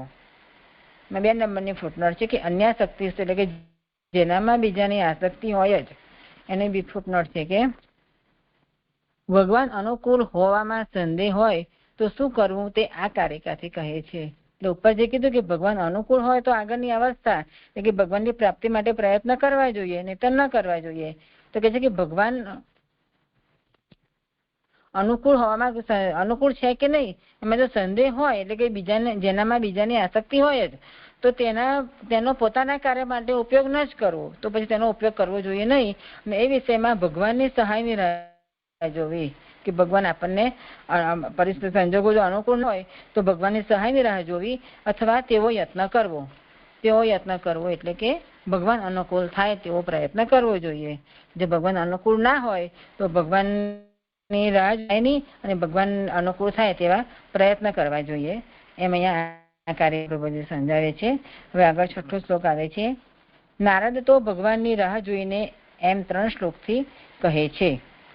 એકાત્મજા મે જનની યોશિન મૂઢા ચ કિંકરી મય્યાત્મજે અનન્ય ગતૌ ચક્રે અનુબંધનમ. એક પુત્રવાળી મારી માં સ્ત્રીઓમાં મૂઢ અને દાસી હતી. બીજા આશ્રય વિનાના પુત્ર મારા ઉપરના સ્નેહથી બંધાયેલી રહેતી.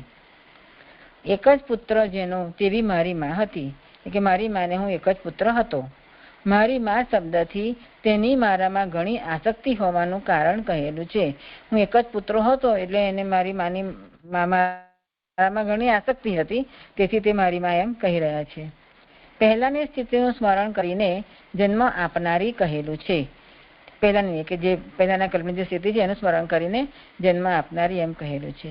સ્ત્રીઓમાં પણ તે મૂઢ હતી. હતી, જે મૂઢા કીધું એને કહે છે કે સ્ત્રીઓમાં પણ તે મૂઢ હતી, ઉપદેશ કરે તેવી ન હતી એમ જણાવવા તે કહેલ છે. મૂઢા જે કીધું છે એ કહે છે કે તે મૂઢ હતી ને ઉપદેશ કરે તેવી ન હતી. કિંગ એટલે કે દાસી, એ શબ્દથી તેને ઉપદેશ કરવાનો સમય ન હોવાનું સૂચવેલું છે.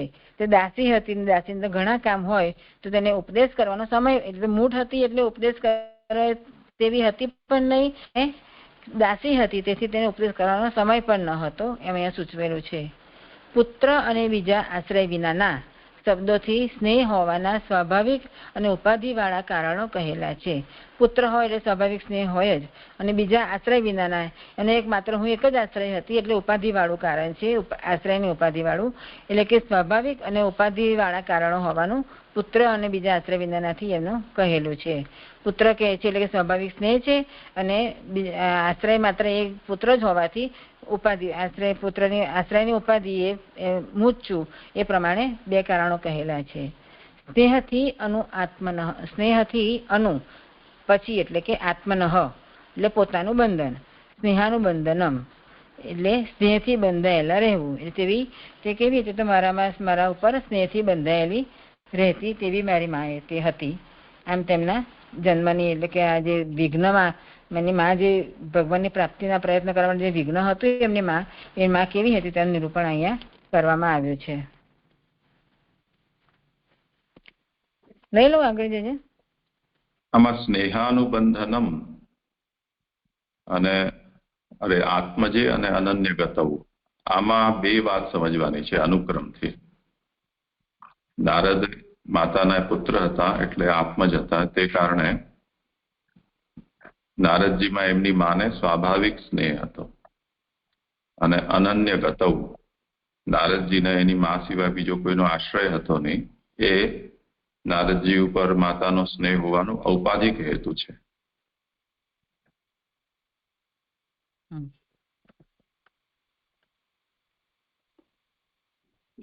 દંડવત પ્રણામ. આજે અહીંયા ત્રીજી કારિકા કરી છે એ ફક્ત નારદના રેફરન્સથી જ સમજવી જોઈએ કે એનું બીજે પણ એપ્લિકેશન હોઈ શકે? વિચારી જુઓ. અહીંયા તો ખેર નારદજીના સંબંધમાં જ આ કહેલું છે કે માતાની આસક્તિ નારદજીમાં હતી, એને કારણે અન્યાસક્તિસ્તુ યત્રૈવ તત્સ્વાર્થમ નૈવ યોજયેત, અને વાટ જોવી જોઈએ તો એમણે વાટ જોઈ.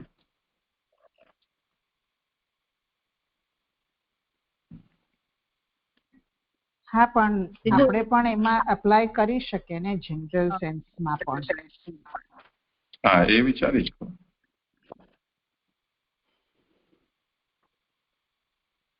હા, મને તો એવું જ લાગે છે કે આપણે પણ આપણી ઉપદેશ લઈ શકીએ એના તરફથી કે જે હોય એનો આસક્તિ ન રાખીને ભગવાનની રાહ જોવીને પ્રયત્ન કરવા જોઈએ ભગવાનની પ્રાપ્તિ માટે.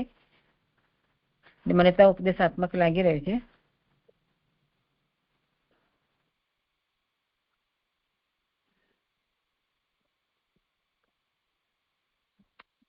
હા, પણ કોઈક એમાં એક્ઝામ્પલ જે આપ કહો કે આ કેવી રીતે કરવું જોઈએ તો આ કારિકા સમજ વધારે પડે.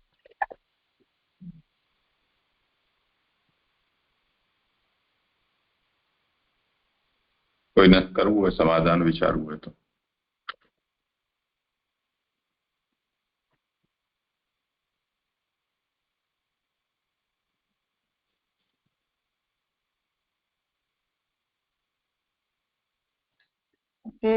મારો પૂછવાનો તાત્પર્ય એની માટે છે કે જેમાં કહ્યું કે ભગવાનની સહાયની રાહ જોવી કે પ્રયત્ન કરવો, તો એમાં આપણા તરફથી થોડુંક ચીટિંગ ટાઈપનું પણ થઈ શકે.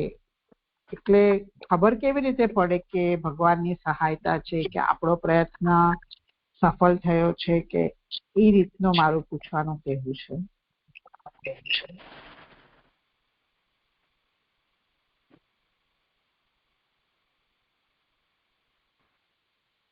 જે દંડવત પ્રણામ.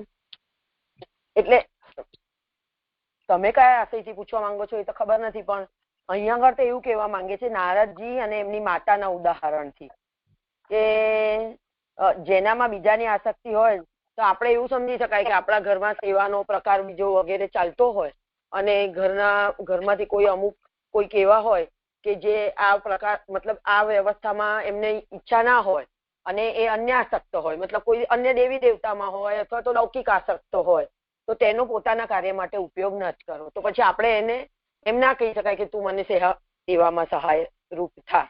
આ વિષયમાં ભગવાનની સહાયની રાહ જોવાની. એટલે આપણે એકલા હોઈએ અને આપણે એમ થતું હોય કે થોડુંક બર્ડન થઈ રહ્યું છે ને કોઈની સહાય હોય તો સારું, પણ જો આવો અન્યાસક્ત વ્યક્તિ કોઈ બી ઘરનો વ્યક્તિ હોય તો આપણે એની સહાયની તો ના જ લેવી જોઈએ. અને એવી બાબતમાં ભગવાન આપણા પર કૃપા કરે અને તો એના માટે ભગવાનની સહાયની રાહ જોવી જોઈએ. મને આ ઉદાહરણ, અને એટલે નારદજીને પોતાનું કાર્ય આગળ કરવું હતું, એમને આટલો બધો સનકાદીએ બોધ આપ્યો, પછી એમને કાર્ય આગળ કરવું હતું, પણ માતા એમને અડચણરૂપ થતા હતા, તો એમને માતાની કોઈ સહાય ના લીધી પોતાના કાર્ય માટે. ભગવાને પછી એમને સહાય કરી. એમ જ આગળ આવ્યું ને એમના ચરિત્રમાં કે માતાને સર્પદંશથી મૃત્યુ થયું અને મારી બાધાનું નિવારણ થયું. તો એ નારદજીના તરફથી તો એમની માતા પ્રત્યે કોઈ એવો પ્રેમ ન હતો, કેમ કે એમને જ્ઞાન જ મળી ગયું હતું. એટલે જે મને તો આવું સમજાય છે. જોઈએ કોઈના ઓરને કઈ કહેવું હોય.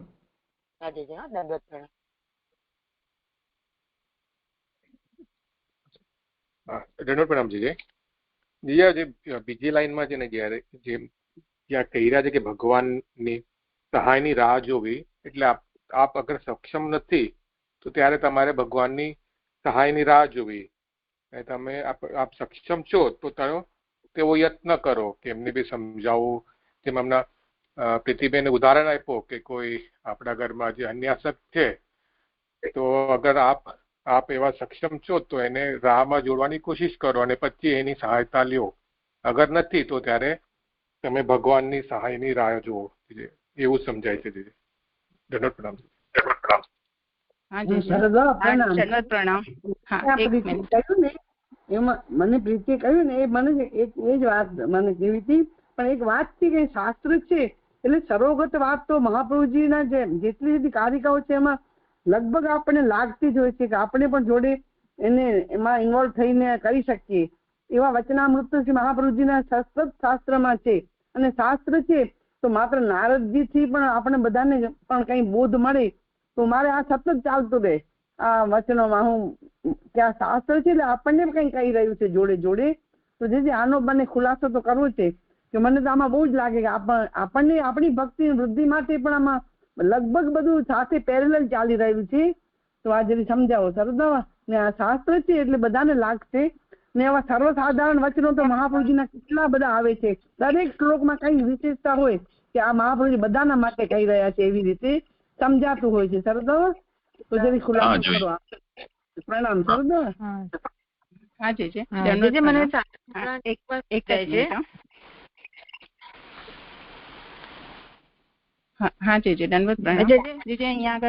અહીંયા જે પ્રીતિબેને કહ્યું એ પ્રમાણે આપણા માટે તો બરાબર છે ને. બીજી વાત એ છે એમાં એડ કરવાની એ છે લાગે છે કે આપણે હજી સાધના અવસ્થામાં છીએ, એટલે આપણને સ્ટેપ બાય સ્ટેપ આગળ વધવું પડશે. કે જેમ પ્રતિકારો યદ્રચ્છાત એ રીતે જે પ્રતિકાર કરવાની આપણામાં મહાપ્રભુજીની કૃપાથી જો સામર્થ્ય હશે તો એ રીતે નિવારણ કરવું પડશે.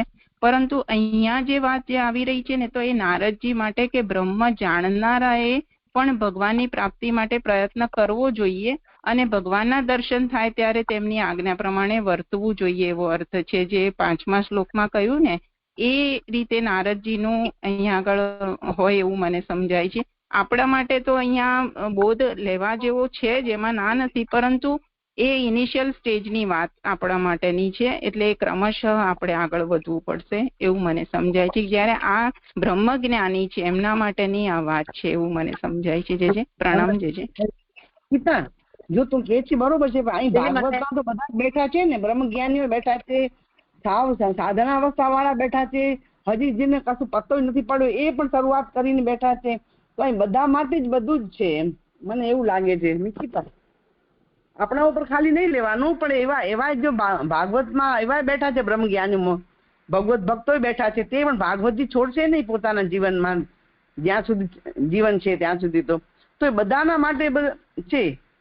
એવું મને લાગે છે. પ્રણામ. હા માનસી, બરાબર છે તમારી વાત, પરંતુ આપણે અહીંયા જેમ એમને વિચાર કર્યો કે ભાઈ પ્રભુની કૃપાથી મને આ અડચણ દૂર થશે ને પછી હું કરીશ, તો આપણા માટે એવું વિચારીશું તો યોગ્ય નથી. કારણ કે જે પ્રભુએ આપણે જિમ્મેદારી સોંપી છે એને તો આપણે ફૂલફિલ કરવી પડશે ને. એમ પણ જે એવા છે એવું નહીં, આપણને ચલો આપણા પૂરતું તો છે નહીં ને, આપણને નહીં લાગે, પણ જે એવા બેઠા છે, જે એવી સ્થિતિ ઉપર આવેલા, એને તો કેટલું ઉપયોગી થશે. એવાય છે ને ભાગવતજીમાં. આપણે જ છીએ એટલા આટલા બધા હીન કક્ષાના બધા તો ઘણા બધા એવા બેઠા છે, મહાનુભાવો જ છે આમાં તો બધા બેઠેલા, રમી રહ્યા છે બધા. તો પોતપોતાના યોગ્ય આમાં લઈ લેવા જેવું મને લાગે છે. પ્રણામ શારદાબા. જી આપ વધારે સ્પષ્ટ કરો હવે. એટલે માત્ર એ વ્યક્તિ છે એના પૂરતું નથી લેવાનું. કોઈ પણ પ્રસંગમાં જે કથા છે એ કથાનકમાં આપણને પણ કંઈક પ્રાપ્ત થઈ રહ્યું છે, ભલે એ કથાના સેન્સમાં એમના માટે છે, પણ શાસ્ત્ર છે તે બધા માટે છે, એમ કહું છું. આ મારું શરૂઆતથી જ બધાને હું આ કહેતી રહું, એટલે મને એ ઠોસ થઈ ગયું છે, ખબર નહીં શારદાઓ. પ્રણામ. હા જે મને પણ બી આ ઉપદેશાત્મક લાગે છે. અને બીજું એ સાધન વરણ આપણે સમજવું જોઈએ કે આપણે પ્રયત્ન તો કરવા જોઈએ, ભગવાનની સહાયની રાહ જોવી, પણ પ્રયત્ન પણ આપણે કરવા જોઈએ. અને જયારે પ્રભુએ આપણું વરણ કર્યું, સાધન વરણ જે સમયે કર્યું હશે એ વખતે આપણે એ પ્રમાણે પ્રયત્ન કરતા રહીશું. મને આ સાધન વરણ જેવું સમજાઈ રહ્યું છે અહીં આગળ કે ભગવાનની સહાયની રાહ જોવી તો સાધન વરણની બ્રહ્મ જાણનારા એ ભગવાનની પ્રાપ્તિ કરનારા એ, અને પછી પ્રાપ્તિ થયા પછી એને આજ્ઞા માને. એટલે બ્રહ્મ જાણનારા એ પણ ભગવાનની પ્રાપ્તિ માટે પ્રયત્ન કરવો જોઈએ. હવે જાણ્યું છે તો પ્રાપ્ત કરવા માટે પ્રયત્ન કરો, અને પ્રાપ્ત થયું છે તો હવે એની આજ્ઞામાં રહો. એ કેટલી સરસ વાત કરી છે. એટલે આ તો બધા માટે છે ને. હા બધા માટે છે વાત.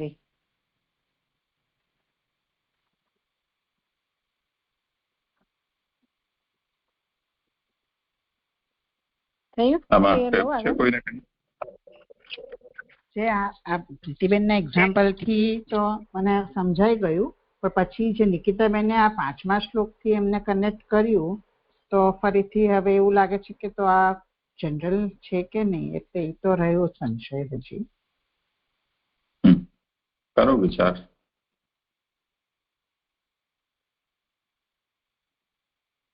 અહીંયા તો જનરલ અને જે આપણે સંપ્રદાયિક પુષ્ટિમાર્ગ રીતે બંને રીતે લેવું જોઈએ, જે પ્રમાણે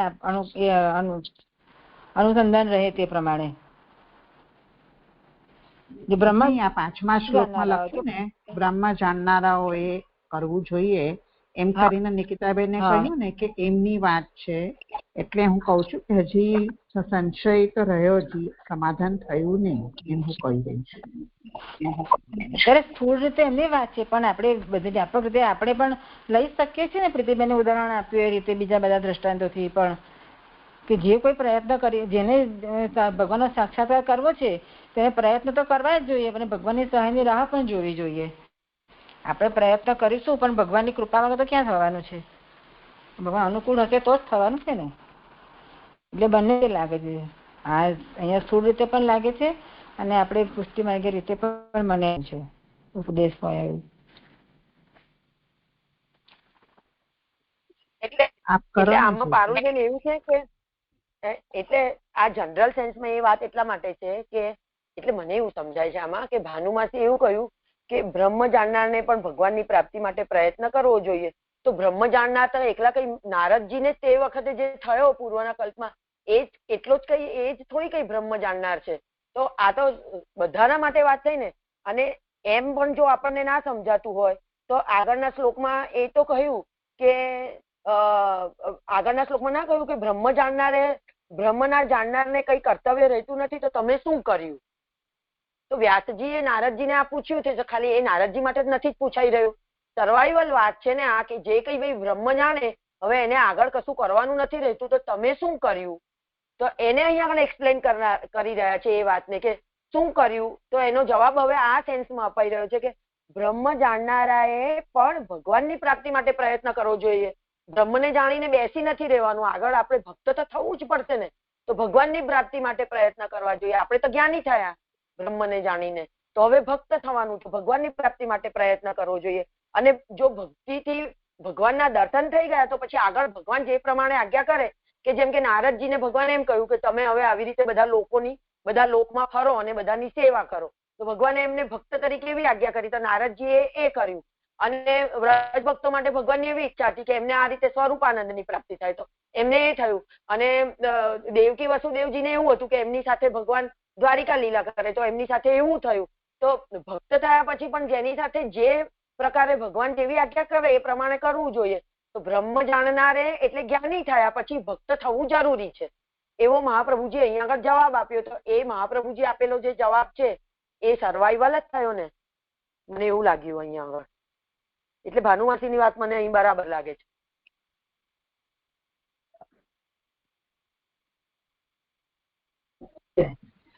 દંડવત પ્રણામ જીજે. મને અહીંયા એવું સમજાય છે કે અત્યારે તો આ જનરલ વાક્ય નહીં પણ નારદજી માટે જ છે, કારણ કે વેદ વ્યાસજીએ જયારે પ્રશ્ન પૂછ્યા એના માટે હવે નારદજી કહી રહ્યા છે.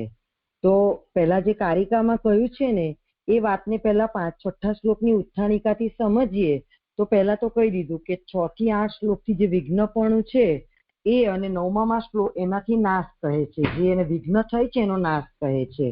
અને આગળની અવસ્થા પ્રાપ્ત કરવી એટલે કે હવે એમને ભગવાનનો સાક્ષાત્કાર કરવો છે, તો એના માટે મહાપ્રભુજીએ પહેલા આગળના 3 શ્લોકની ઉત્થાનિકા માટે આ કારિકા કહી છે કે જેનામાં બીજાની આસક્તિ હોય જ તેનો પોતાના કાર્ય માટે ઉપયોગ ન જ કરવો. એટલે કે હવે જે દેહમાં આગળ આવશે એની ઉત્થાનિકા છે ને, એટલે જે દેહમાં એટલે કે માતાને એના પોતાના દેહમાં એટલે નારદજીનામાં એની આસક્તિ છે, તો હવે એ દેહમાં આસક્તિ એની માતાની છે, તો હવે એ દેહનો પોતાના કાર્ય માટે ઉપયોગ ન કરવો. એટલે કે એમણે માતામાં એવી આસક્તિ નથી રાખવાની. હવે માતા એમની વિઘ્નરૂપ છે, તો આ વિષયમાં એને ભગવાનની સહાયની રાહ જોવાની, કારણ કે એ કાર્ય માટે તો નારદજી પોતે કાંઈ ના કરી શકે.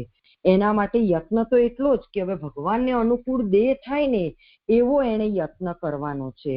તો આ વાત નારદજીએ જે 5મા શ્લોકમાં કહી કે જેમ બ્રહ્મ જાણનારા છે એને પણ ભગવાનની પ્રાપ્તિ માટે પ્રયત્ન કરવો જોઈએ.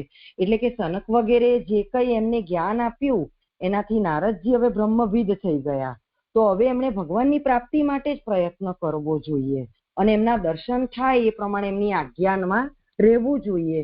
તો હવે એમને જે ભગવાનની પ્રાપ્તિ માટે જે એને વિઘ્ન કરતા એની પોતાની માતા હતી ને, તો એને અત્યારે એ વિઘ્ન દૂર થાય એની માટે રાહ જુએ છે, ભગવાનની સહાયની રાહ જુએ છે. ત્યાં સુધી એને યત્ન શું કરવાનો છે? કેવલ કે ભગવાનની આજ્ઞા પ્રમાણે એમણે રહેવાનું છે, એમના સાક્ષાત્કાર થાય એના માટે. અને દેહમાં આસક્તિ નથી રાખવાની, કારણ કે અત્યારે એની માતાને એના દેહમાં આસક્તિ છે, તો એ દૂર ન થાય ત્યાં સુધી એમને ભગવત પ્રાપ્તિ ન થાય. તો આવું જે મને કઈ સમજાય છે. પ્રણામ જે મને અહીંયા આવી રીતે લાગે છે કે જેમ નીતાબેન ને પ્રીતિબેન ને બધા કહે છે, મને એ જ રીતે અહીંયા પણ બોધ થાય છે. કેમ કે ભાગવત શાસ્ત્ર તો અગર આખા રૂપે જોઈએ તો ભક્તોદ્ધાર માટે જ પ્રકટ થયો છે. અગર આ રીતે એનો અર્થ કરીએ તો એ સીમિત થઈ જશે ને, કાં તો વ્યાસજી કે કંઈક નારદજી. તો મારા હિસાબે તો અહીંયા 2 સ્તરે જોવું જોઈએ. તો અહીંયા જે વાત ચાલી રહી છે એ એના પક્ષે ઠીક છે. બાકી યથાધિકાર જે ભક્ત છે કે જે પણ અન્ય ઉપાસના માર્ગી હોય, કર્મ માર્ગી હોય, જે પણ હોય, એને યથાધિકાર તે ઉપદેશ પોતામાં ઉતારવો જોઈએ. તો અહીંયાથી તો એ રીતે 2 લેવલે આપણે એને વિચારવું જોઈએ. આ રીતે તો પછી સીમિત થઈ જશે.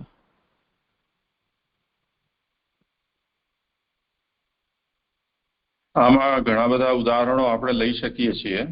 એમાં તો કોઈ સંશય નથી કે અહીંયા આવતી કોઈ પણ વાત છે એ પ્રસંગનું કે ઘટનાનું વર્ણન છે, તે સાથે સાથે એનો કોઈ ને કોઈ સિદ્ધાંત પણ એમાંથી નીકળે છે, અને એ જેને પણ લાગુ પડતો હોય એને એમાંથી ગ્રહણ પણ કરી શકાય છે. કોઈ આપત્તિ જેવી કોઈ વાત નથી.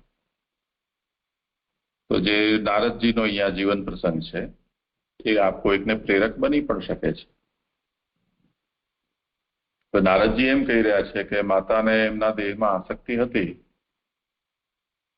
તો હવે મારે શું કરવું? કેમ કે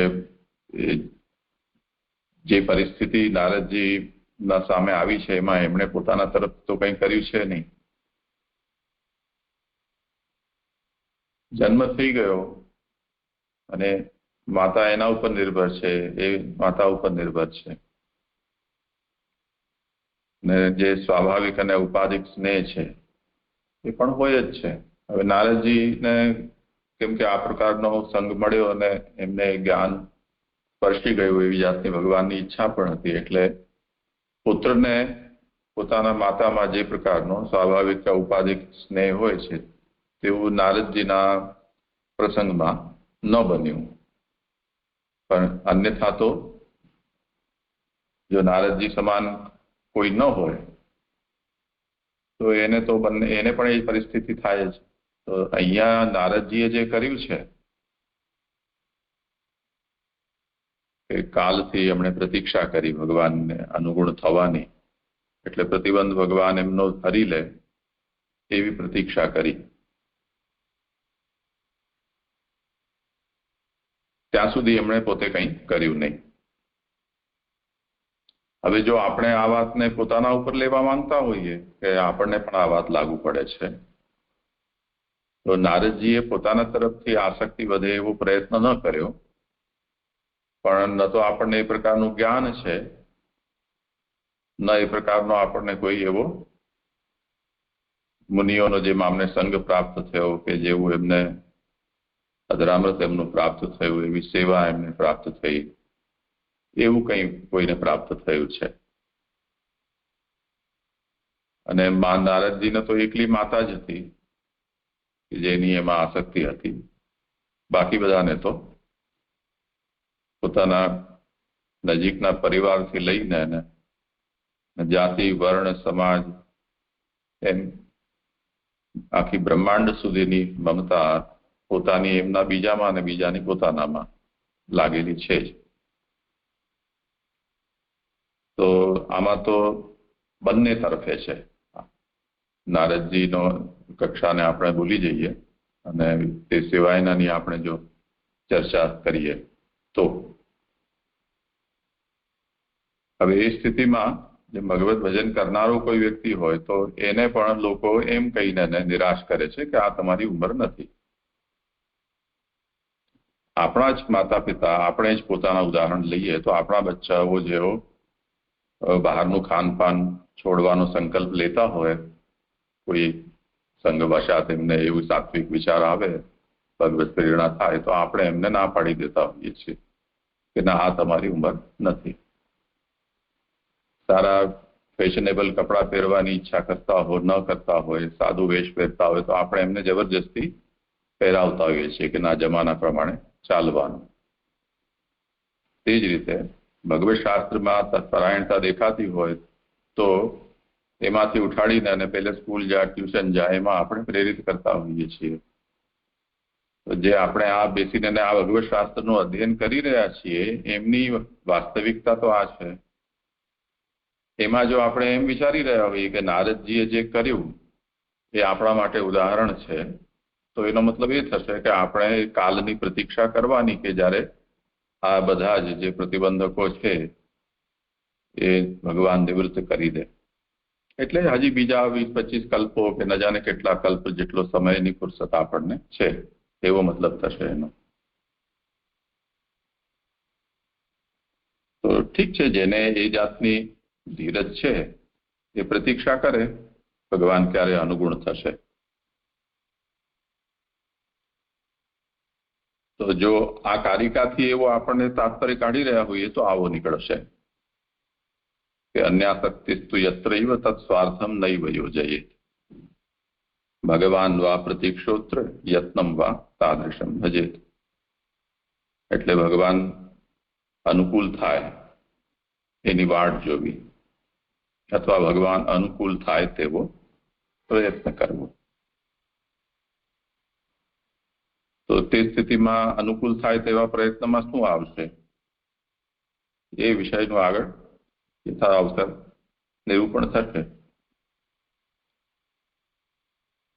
પણ આ જે ઉદાહરણ છે એ આપણે પોતાના ઉપર જો લાગુ કરવા જઈએ છીએ તો ઉલટું પડે છે, કેમ કે એ સ્થિતિ અહીંયા આપણામાં નથી, નારદજીમાં એક તરફી છે. એ કારણે એમને પ્રતીક્ષા કરે સિવાય છૂટકો નથી. એમનો એ સંકલ્પ દ્રઢ છે કે માતાની ગમે તેટલી આસક્તિ હોય પણ મારા માટે તો આ બંધન રૂપ જ છે, એવું એમનો બહુ સ્પષ્ટ અભિપ્રાય છે. અને એના સામે આપણો અભિપ્રાય એવી જાતનો છે કે જેમની આપણા અંદર આસક્તિ છે એના કરતા બમણી આસક્તિ આપણી એમના અંદર છે, તો એમના પ્રત્યે આપણે તટસ્થ થઈ શકીએ એવું આપણે ઈચ્છતા પણ નથી. તો આ ઉદાહરણ આપણા ઉપર કેમ લાગુ પડશે?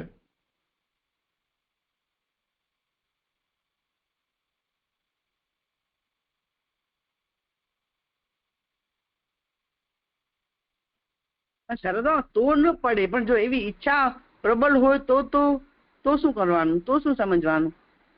એવી એ તો આગળ નારદજીના પોતાના જ જીવન વર્ણનમાં જે આવે છે એમાંથી જેનાથી જે થઈ શકે તે દરેક વસ્તુ જેમની તેમ કોઈના માટે લાગુ ન પડી શકે ને. બરાબર. જેમ સમજાય. પાજોદના પાનબા હતા, એમના પ્રસંગમાં આવે છે કે એમના ગુરુના ચરણ સ્પર્શ કર્યા વગર એ મહાપ્રસાદ લેતા ન હતા. પણ અચાનક એવું થયું કે એમને બંને પગે લકવો થઈ ગયો.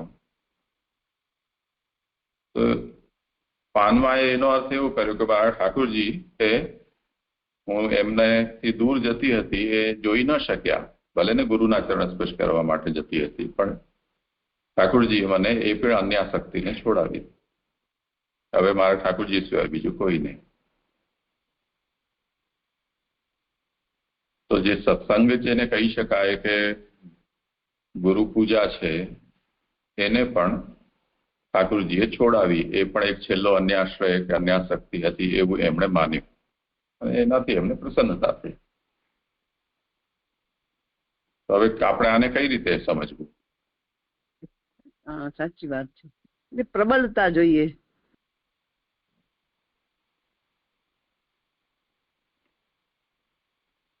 સાચી વાત છે, સમજાયું સરદાર.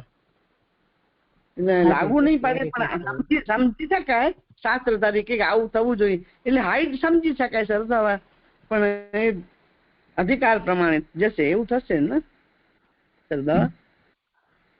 હા, અહીંયા જે થયું છે એમાં એની ભીતરી પ્રક્રિયા જે છે શ્રી મહાપ્રભુજી કારિકામાં વર્ણિત કરી રહ્યા છે એનો આધ્યાત્મિક અર્થ છે. કથા છે એ આદિભૌતિક છે અને એનો આધ્યાત્મિક અર્થ છે એ કારિકામાં બતાવ્યો છે. હવે એ કોના માટે અનુકરણીય છે, કર્તવ્ય રૂપ છે, આ વિષય તો ફરી પાછો આપણને ષોડશગંધ સાધન પ્રકરણ વગેરેમાં જે બતાવેલી દિશા છે તે અનુસાર કરવાનું રહે. એ બધું કયા છતાં પણ આખરે કરીએ તો આપણે એ છું કે જે આપણે પોતે કરવા માંગીએ છીએ. સાચી વાત. બાકી પોથીના રીંગણા છે. ખરી વાત. સમજાયું સરદાર. પ્રણામ. હજે છે સમાધાન થયું. આનંદ છે.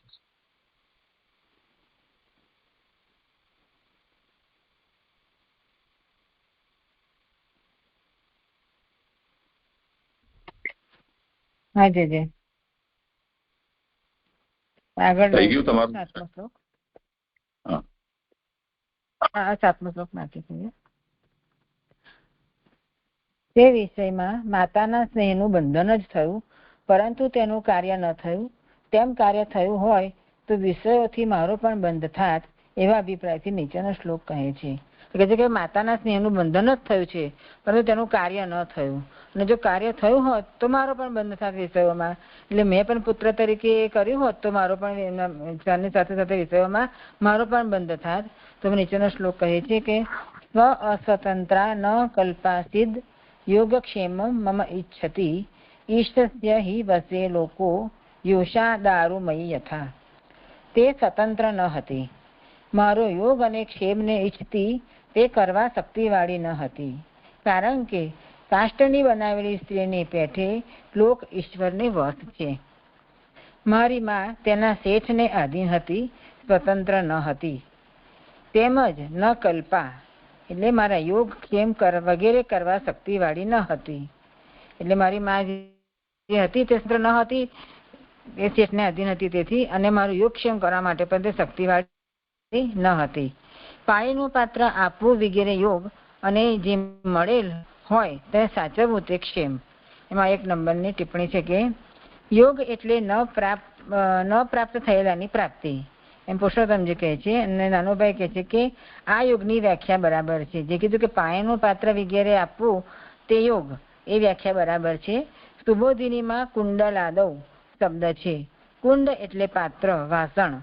લા એટલે આપવું. નારદની માં તેમને પાણીનું પાત્ર આપવાની પણ શક્તિવાળી ન હતી, એમ કહેલું હોવાનું જણાય છે.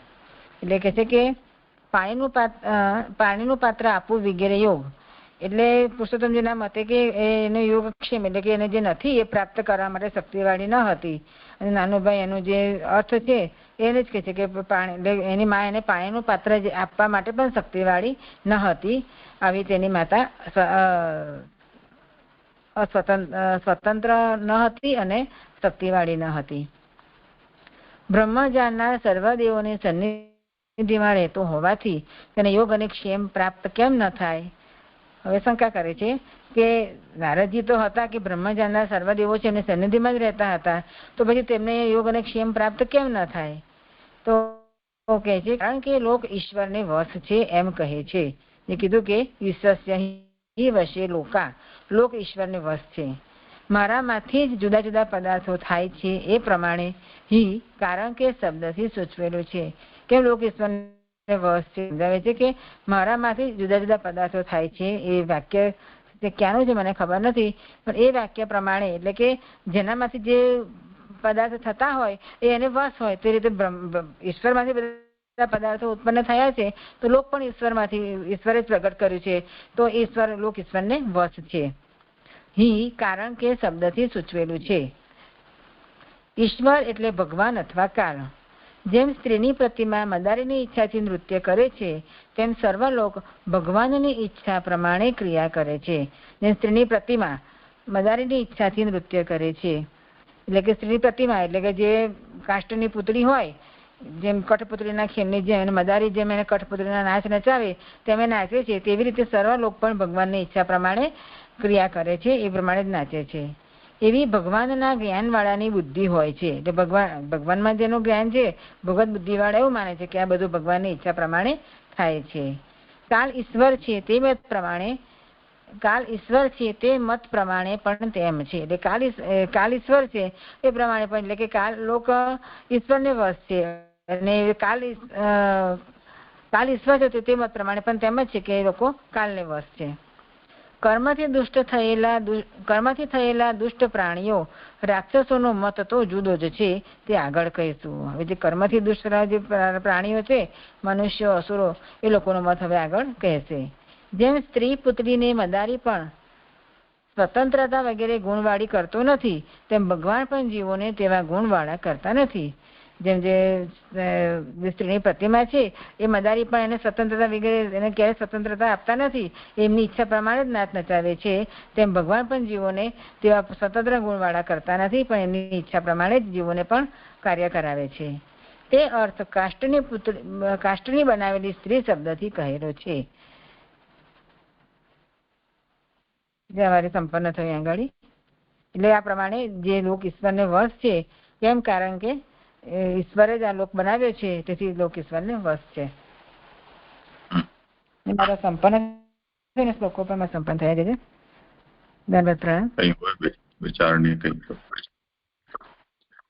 અહીંયા મને એક પ્રશ્ન છે કે આ જે ફૂટનોટ આવી ને ટિપ્પણી અને આ નાનુભાઈનું જે છે એમાં સમજાયું નહીં કે અહીંયા પાણીનું પાત્ર આપવું વગેરે યોગ, તેના ઉપર જે છે ને ટિપ્પણી કે યોગ એટલે ન પ્રાપ્ત થયેલાની પ્રાપ્તિ.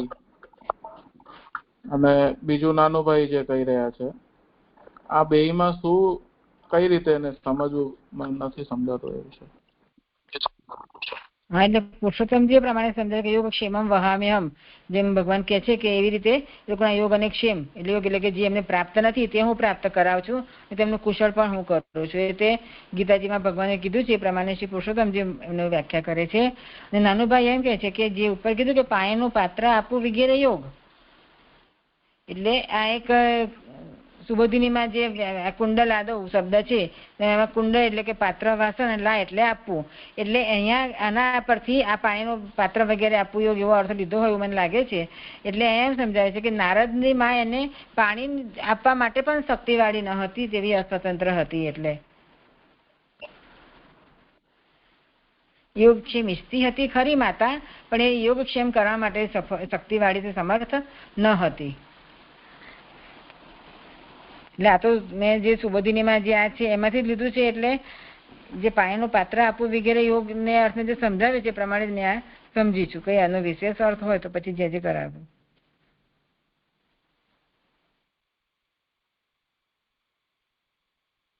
આમાં એવું લાગે છે કે મૂળમાં કુંડલાદૌ યોગ એમ શ્રી મહાપ્રભુજી અર્થ કર્યો છે. તો શ્લોકમાં જેમ એમ કહેવામાં આવ્યું છે કે માતા એટલી અસમર્થ હતી કે યોગક્ષેમમ મમેચ્છતી, એના યોગક્ષેમનો નિર્વાહ નારદજી કરે એવી ઈચ્છાવાળી એ હતી. તો એ પોતાના યોગક્ષેમનું વહન કરવામાં સમર્થ ન હતી. એમાં યોગ અને ક્ષેમનો અર્થ શું? તો યોગનો અર્થ અહીંયા કુંડલાદૌ યોગ અને પ્રાપ્તસ્ય પરિપાલનમ ક્ષેમ. તો કુંડલાદૌ યોગ, કુંડલાદૌ જે છે સુબોધનીજીમાં શબ્દનો પ્રયોગ થયેલો છે. એનો અર્થ પુરુષોત્તમજી એમ કર્યું છે કે અલબ્ધસ્ય સંપાદનમ, એટલે અપ્રાપ્તસ્ય પ્રાપણમ યોગ, પ્રાપ્તસ્ય રક્ષણમ ક્ષેમ. આ એની પ્રસિદ્ધ વ્યાખ્યા છે. ન હોય એ મેળવી આપવું અને જે મેળવેલું હોય એની રક્ષા કરવી. તો અપ્રાપ્તસ્ય સંપાદનમ, અલબ્ધસ્ય સંપાદનમ. આમાં શ્રી ગોકુલનાથજીએ મહાપ્રભુજીએ કુંડલ શબ્દનો પ્રયોગ કર્યો છે. એનો અર્થ ભૂષણ આદિ સંપત્તૌ, એટલે ભૂષણ ભોજન આદિની, એટલે પુત્રના માટે એ સ્વાભાવિક છે કે એની માતાને જે કંઈ પણ અપેક્ષા હોય, ચાહે તો અલંકારની હોય ચાહે ભોજન પાણીની હોય, આ બધું એને ઉપલબ્ધ કરાવવું જોઈએ. તો એનો અર્થ યોગ છે. એમાં કુંડલ શબ્દનો અર્થ અહીંયા આભૂષણના અર્થમાં શ્રી ગોકુલનાથજી ગ્રહણ કર્યો છે.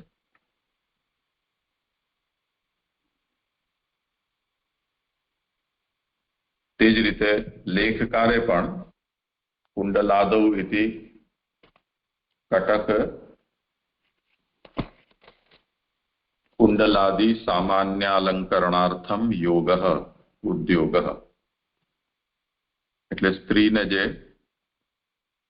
સામાન્ય એટલે મિનિમમ જેને કહી શકાય તે પ્રકારના આભૂષણ વયના જેના વિના સ્ત્રી રહી જ ન શકે, તે પ્રકારના સામાન્ય અલંકરણ છે એના પદાર્થો એને ઉપલબ્ધ કરાવી આપવા એ યોગ અને પ્રાપ્તનું રક્ષણ. અને એમાં નાનુભાઈએ પુરુષોત્તમજીએ આને અલંકારના અર્થમાં નથી સ્પષ્ટ કર્યું, પરંતુ અલબ્ધસ્ય સંપાદનમ એટલું જ કહ્યું છે. અને નાનુભાઈને એમ લાગે છે કે અહીંયા જે અવસ્થા નારદજીના માતાની છે કે એ દાસી છે, એટલે અત્યંત સાધારણ અવસ્થાની છે, એટલે એને અલંકરણ માટે કુંડલ આગેની અપેક્ષા હોય એવી સંભાવના ઓછી છે. અથવા હોય તો પણ એની અપેક્ષા નારદજી પાસેથી ન હોય, કેમ કે તો હજી 5 વર્ષના નાના બાલક છે. તો એની અપેક્ષા એટલી હોય કે એ અવસ્થાના અનુરૂપ નારદજી એને જે વસ્તુ આવશ્યક છે તે લઈ આપે, તો પાણી લઈ આપે. એટલે કુંડલ શબ્દની એમણે આવી વ્યુત્પત્તિ કરી છે.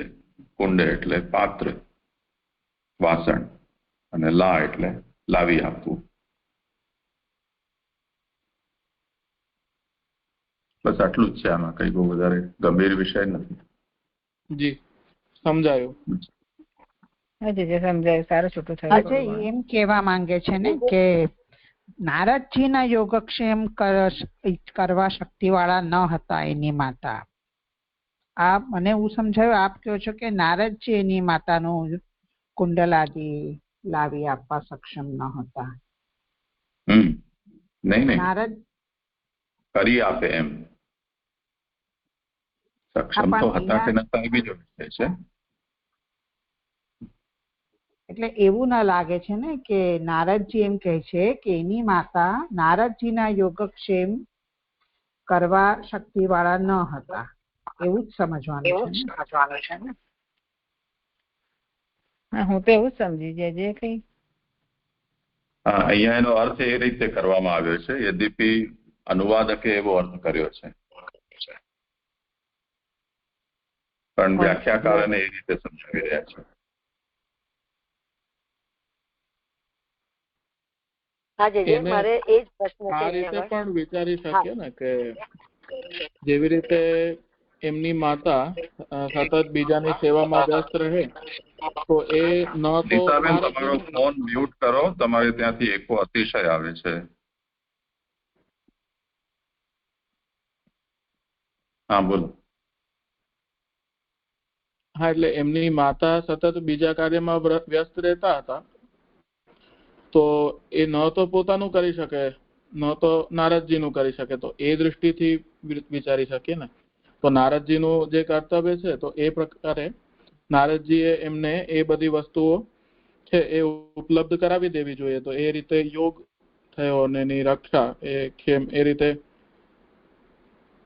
વિચારી શકીએ ને. એટલે વાત તો સાચી છે. અહીંયા તાત્પર્ય એ જ છે અને મૂળમાં અર્થ જે છે એ પણ એ રીતે જ થઈ રહ્યો છે કે યોગક્ષેમમ મમેચ્છતિ, મારા યોગક્ષેમની ઈચ્છા કરતી હતી તેમ છતાં પણ એ કરી શકવા સમર્થ ન હતી, અને એમાં યોગ અને ક્ષેમનો અર્થ આ થઈ રહ્યો છે. પણ જે અર્થ અહીંયા શ્રી આચાર્ય ચરણ કરી રહ્યા છે એમાં કુંડલાદૌ યોગ અને પ્રાપ્તસ્ય પરિપાલનમ ક્ષેમ. હવે એમાં જો સ્ત્રીને આવશ્યક જે આભૂષણ આદિ છે એવો અર્થ આપણે કરીએ તો મમેચ્છતિનો અર્થ વ્યાખ્યાકાર બંને રીતે કરી રહ્યા છે કે માતા છે એના પુત્રનું કરે અને પુત્ર જ્યારે કરવા લાયક થાય તે વખતે એની માતાના માટે પણ આ કરે. તો યદ્યપિ પ્રાચીન કાળમાં તો કુંડલ વગેરે છે એ કર્ણવેદ સંસ્કાર થતા હતા એટલે પુત્ર પણ ધારણ કરતા હતા. શૂદ્રમાં એ પરંપરા હશે કે નહીં એ ખ્યાલ નથી, પણ શ્રી ગોકુલનાથજી અને લેખકાર વલ્લભજી એ આ અર્થમાં એનો પ્રયોગ કરી રહ્યા છે. અને તે સ્થિતિમાં જો કુંડલ વગેરે પ્રાથમિક આભૂષણ એવો અર્થ જો એનો થતો હોય તો તે સ્થિતિમાં એ નારદ પાસેથી માતાની અપેક્ષા હોય એવું જણાય છે.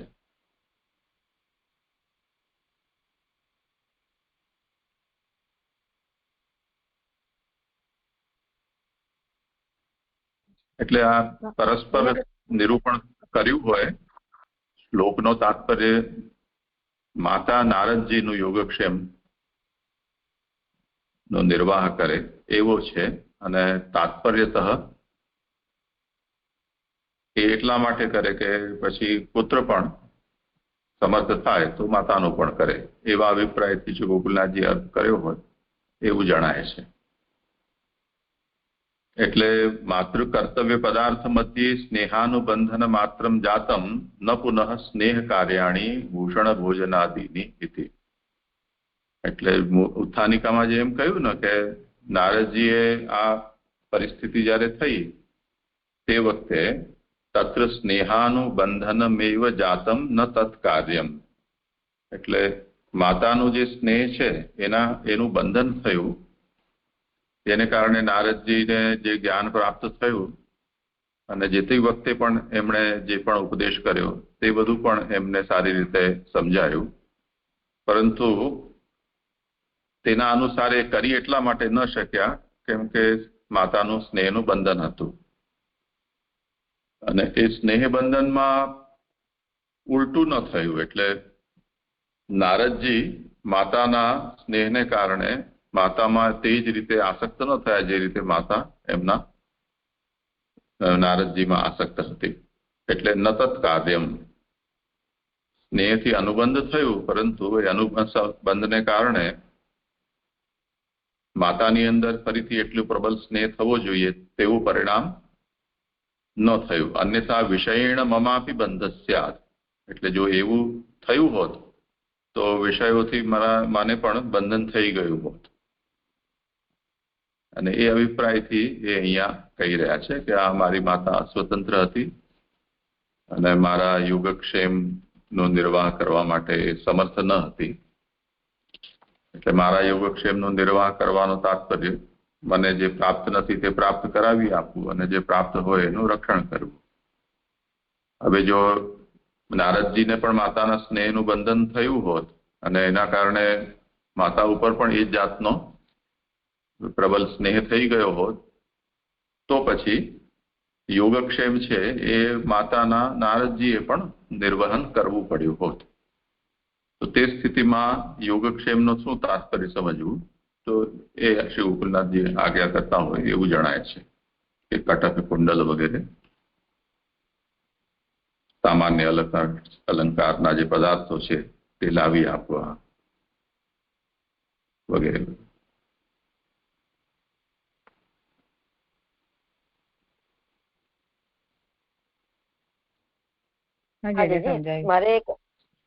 મને અહીંયા એવો પ્રશ્ન છે કે અહીંયા ટીકામણની શરૂઆતમાં અહીંયા એમ કહે છે અહીંયા કે બ્રહ્મ જાણનાર સર્વદેવોની સન્નિધિમાં રહેતો હોવાથી તેને યોગ અને ક્ષેમ પ્રાપ્ત કેમ ન થાય એવો પ્રશ્ન થાય. તો હવે આ પ્રશ્નને આપણે કેવી રીતે, આપણે કહ્યું એમ બંને રીતે ઘટિત કરી શકાય. નારદજી એમની માતાને આપે અથવા એમને જરૂર શું છે, યોગક્ષેમ પ્રાપ્ત કેમ ન થાય? તો નારદજીને આવા યોગક્ષેમની જરૂર શું છે, માતા પર નિર્ધારિત રહેવાની જરૂર શું છે, એવું વિચારી શકાય છે આમાં? કરો નીતાબેન, તમને શું લાગે છે? બાળક અવસ્થા છે. હાલો, હા, તો બાળક અવસ્થામાં જે છે તો એની માતા તો ઈચ્છતા હોય કે એમને હું યોગ અને ક્ષેમ હું એમને પ્રાપ્ત કરાવું.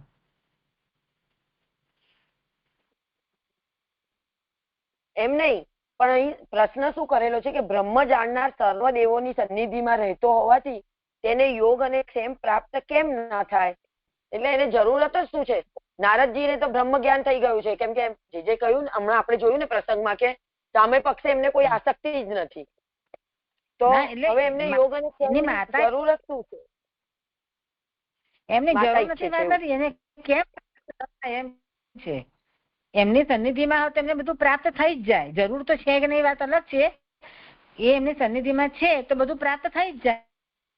એમ પ્રાપ્ત કેમ ના થાય એટલે એમને બધું પ્રાપ્ત થઈ જ જાય, પ્રાપ્ત કરવાની જરૂર નથી એમ. પણ એ માતા તો ઈચ્છે છે ને કે એમાં યોગ અને ક્ષેમ એમને પ્રાપ્ત થાય. એટલે તેમ છતાં પણ પ્રાપ્ત ન થયું એવું અહીંયા નિરૂપણ કરી રહ્યા છે.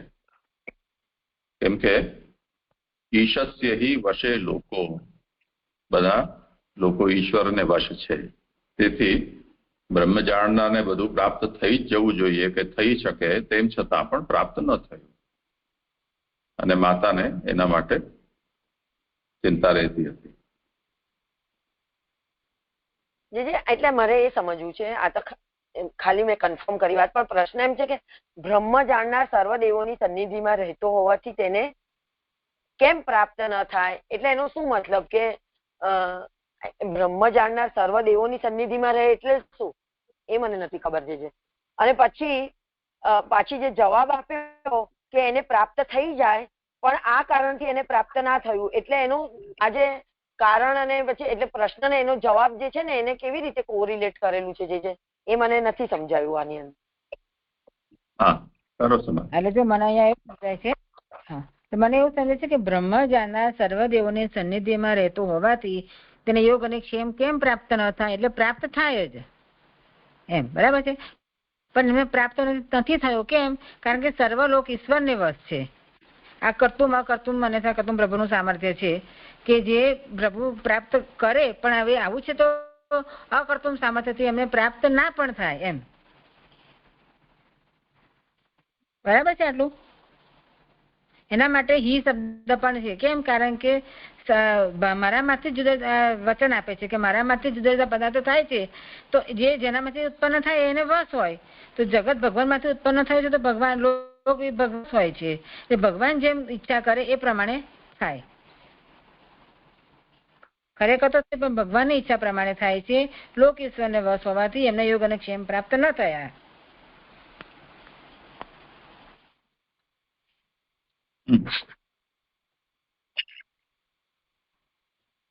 મને આમાં નીતાબેન, બ્રહ્મ જાણનાર સર્વ દેવોની સન્નિધિમાં રહેતો હોવાથી એટલે શું? બ્રહ્મ જાણનાર નારદજી સર્વ દેવોની સન્નિધિમાં રહેતા હતા. આ જે દેવો હતા, નારદજી પણ બ્રહ્મ જાણે તો ઉપદેશ થઈ ગયો, એ બ્રહ્મવિદ થઈ ગયા ને, એ સર્વદેવની સન્નિધિમાં રહેતા હોવાથી તેમને યોગ અને ક્ષેમ કેમ પ્રાપ્ત ન થાય? એટલે મને સમજે છે કે યોગ અને ક્ષેમ પ્રાપ્ત એમને થઈ જ જાય, પણ સર્વલોક ઈશ્વરને વશ હોવાથી ઈશ્વરની ઈચ્છાને વશ એમને યોગ અને ક્ષેમ પ્રાપ્ત ન થયા. તમારો પ્રશ્ન આ જ છે કે બીજો છે? હા, બ્રહ્મ જાણનાર સર્વ દેવોની સન્નિધિમાં રહે એટલે શું? એટલે બધા દેવો એની પ્રત્યક્ષ હોય કે બધા દેવો એની સેવામાં હાજર હોય એવો અર્થ લેવાનો અહીંયા આગળ? એ સમયે જે દેવ એમની સેવા શુશ્રૂષા કરતા હતા અને એમને ઉપદેશ આપતા હતા ને, એ વખતે એ એમની આપણે જે અત્યારે ગુરુની સન્નિધિમાં હોય એવી રીતે ત્યાં એમની સન્નિધિમાં હતા.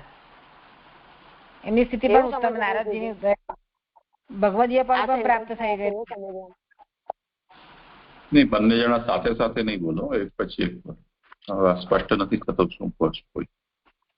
મૂળ વાત અહીંયા એ છે કે નારદજી બ્રહ્મવિદ થયા.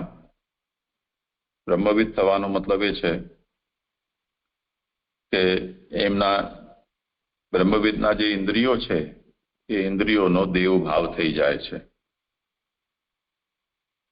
તો જયારે ઇન્દ્રિયોનો દેવ ભાવ થઈ ગયો તો બધા દેવની એમની સન્નિધિ થઈ ગઈ. તો હવે ઇન્દ્રિયો પ્રાકૃત તો રહી નહીં. તો પ્રાકૃત ન રહેવાથી પ્રાકૃત વિષયોની એને અપેક્ષા પણ રહેતી નથી, અને દેવરૂપ થઈ જવાને કારણે અલૌકિક પદાર્થો જે કંઈ પણ છે એને સ્વતઃસિદ્ધ હોય છે. તો અહીંયા એ વિષયનો કેમ થઈ રહ્યું છે કે આ બંધન માતાના કારણે થઈ રહ્યું છે અને એમને આ બધા ભોગ પ્રાપ્ત ન થયા?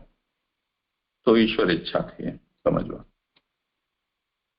આગળનું જે છે ભગવાન જે કરાવવા ઈચ્છી રહ્યા છે એટલે ન થયું. હાજી, સમજ બરાબર.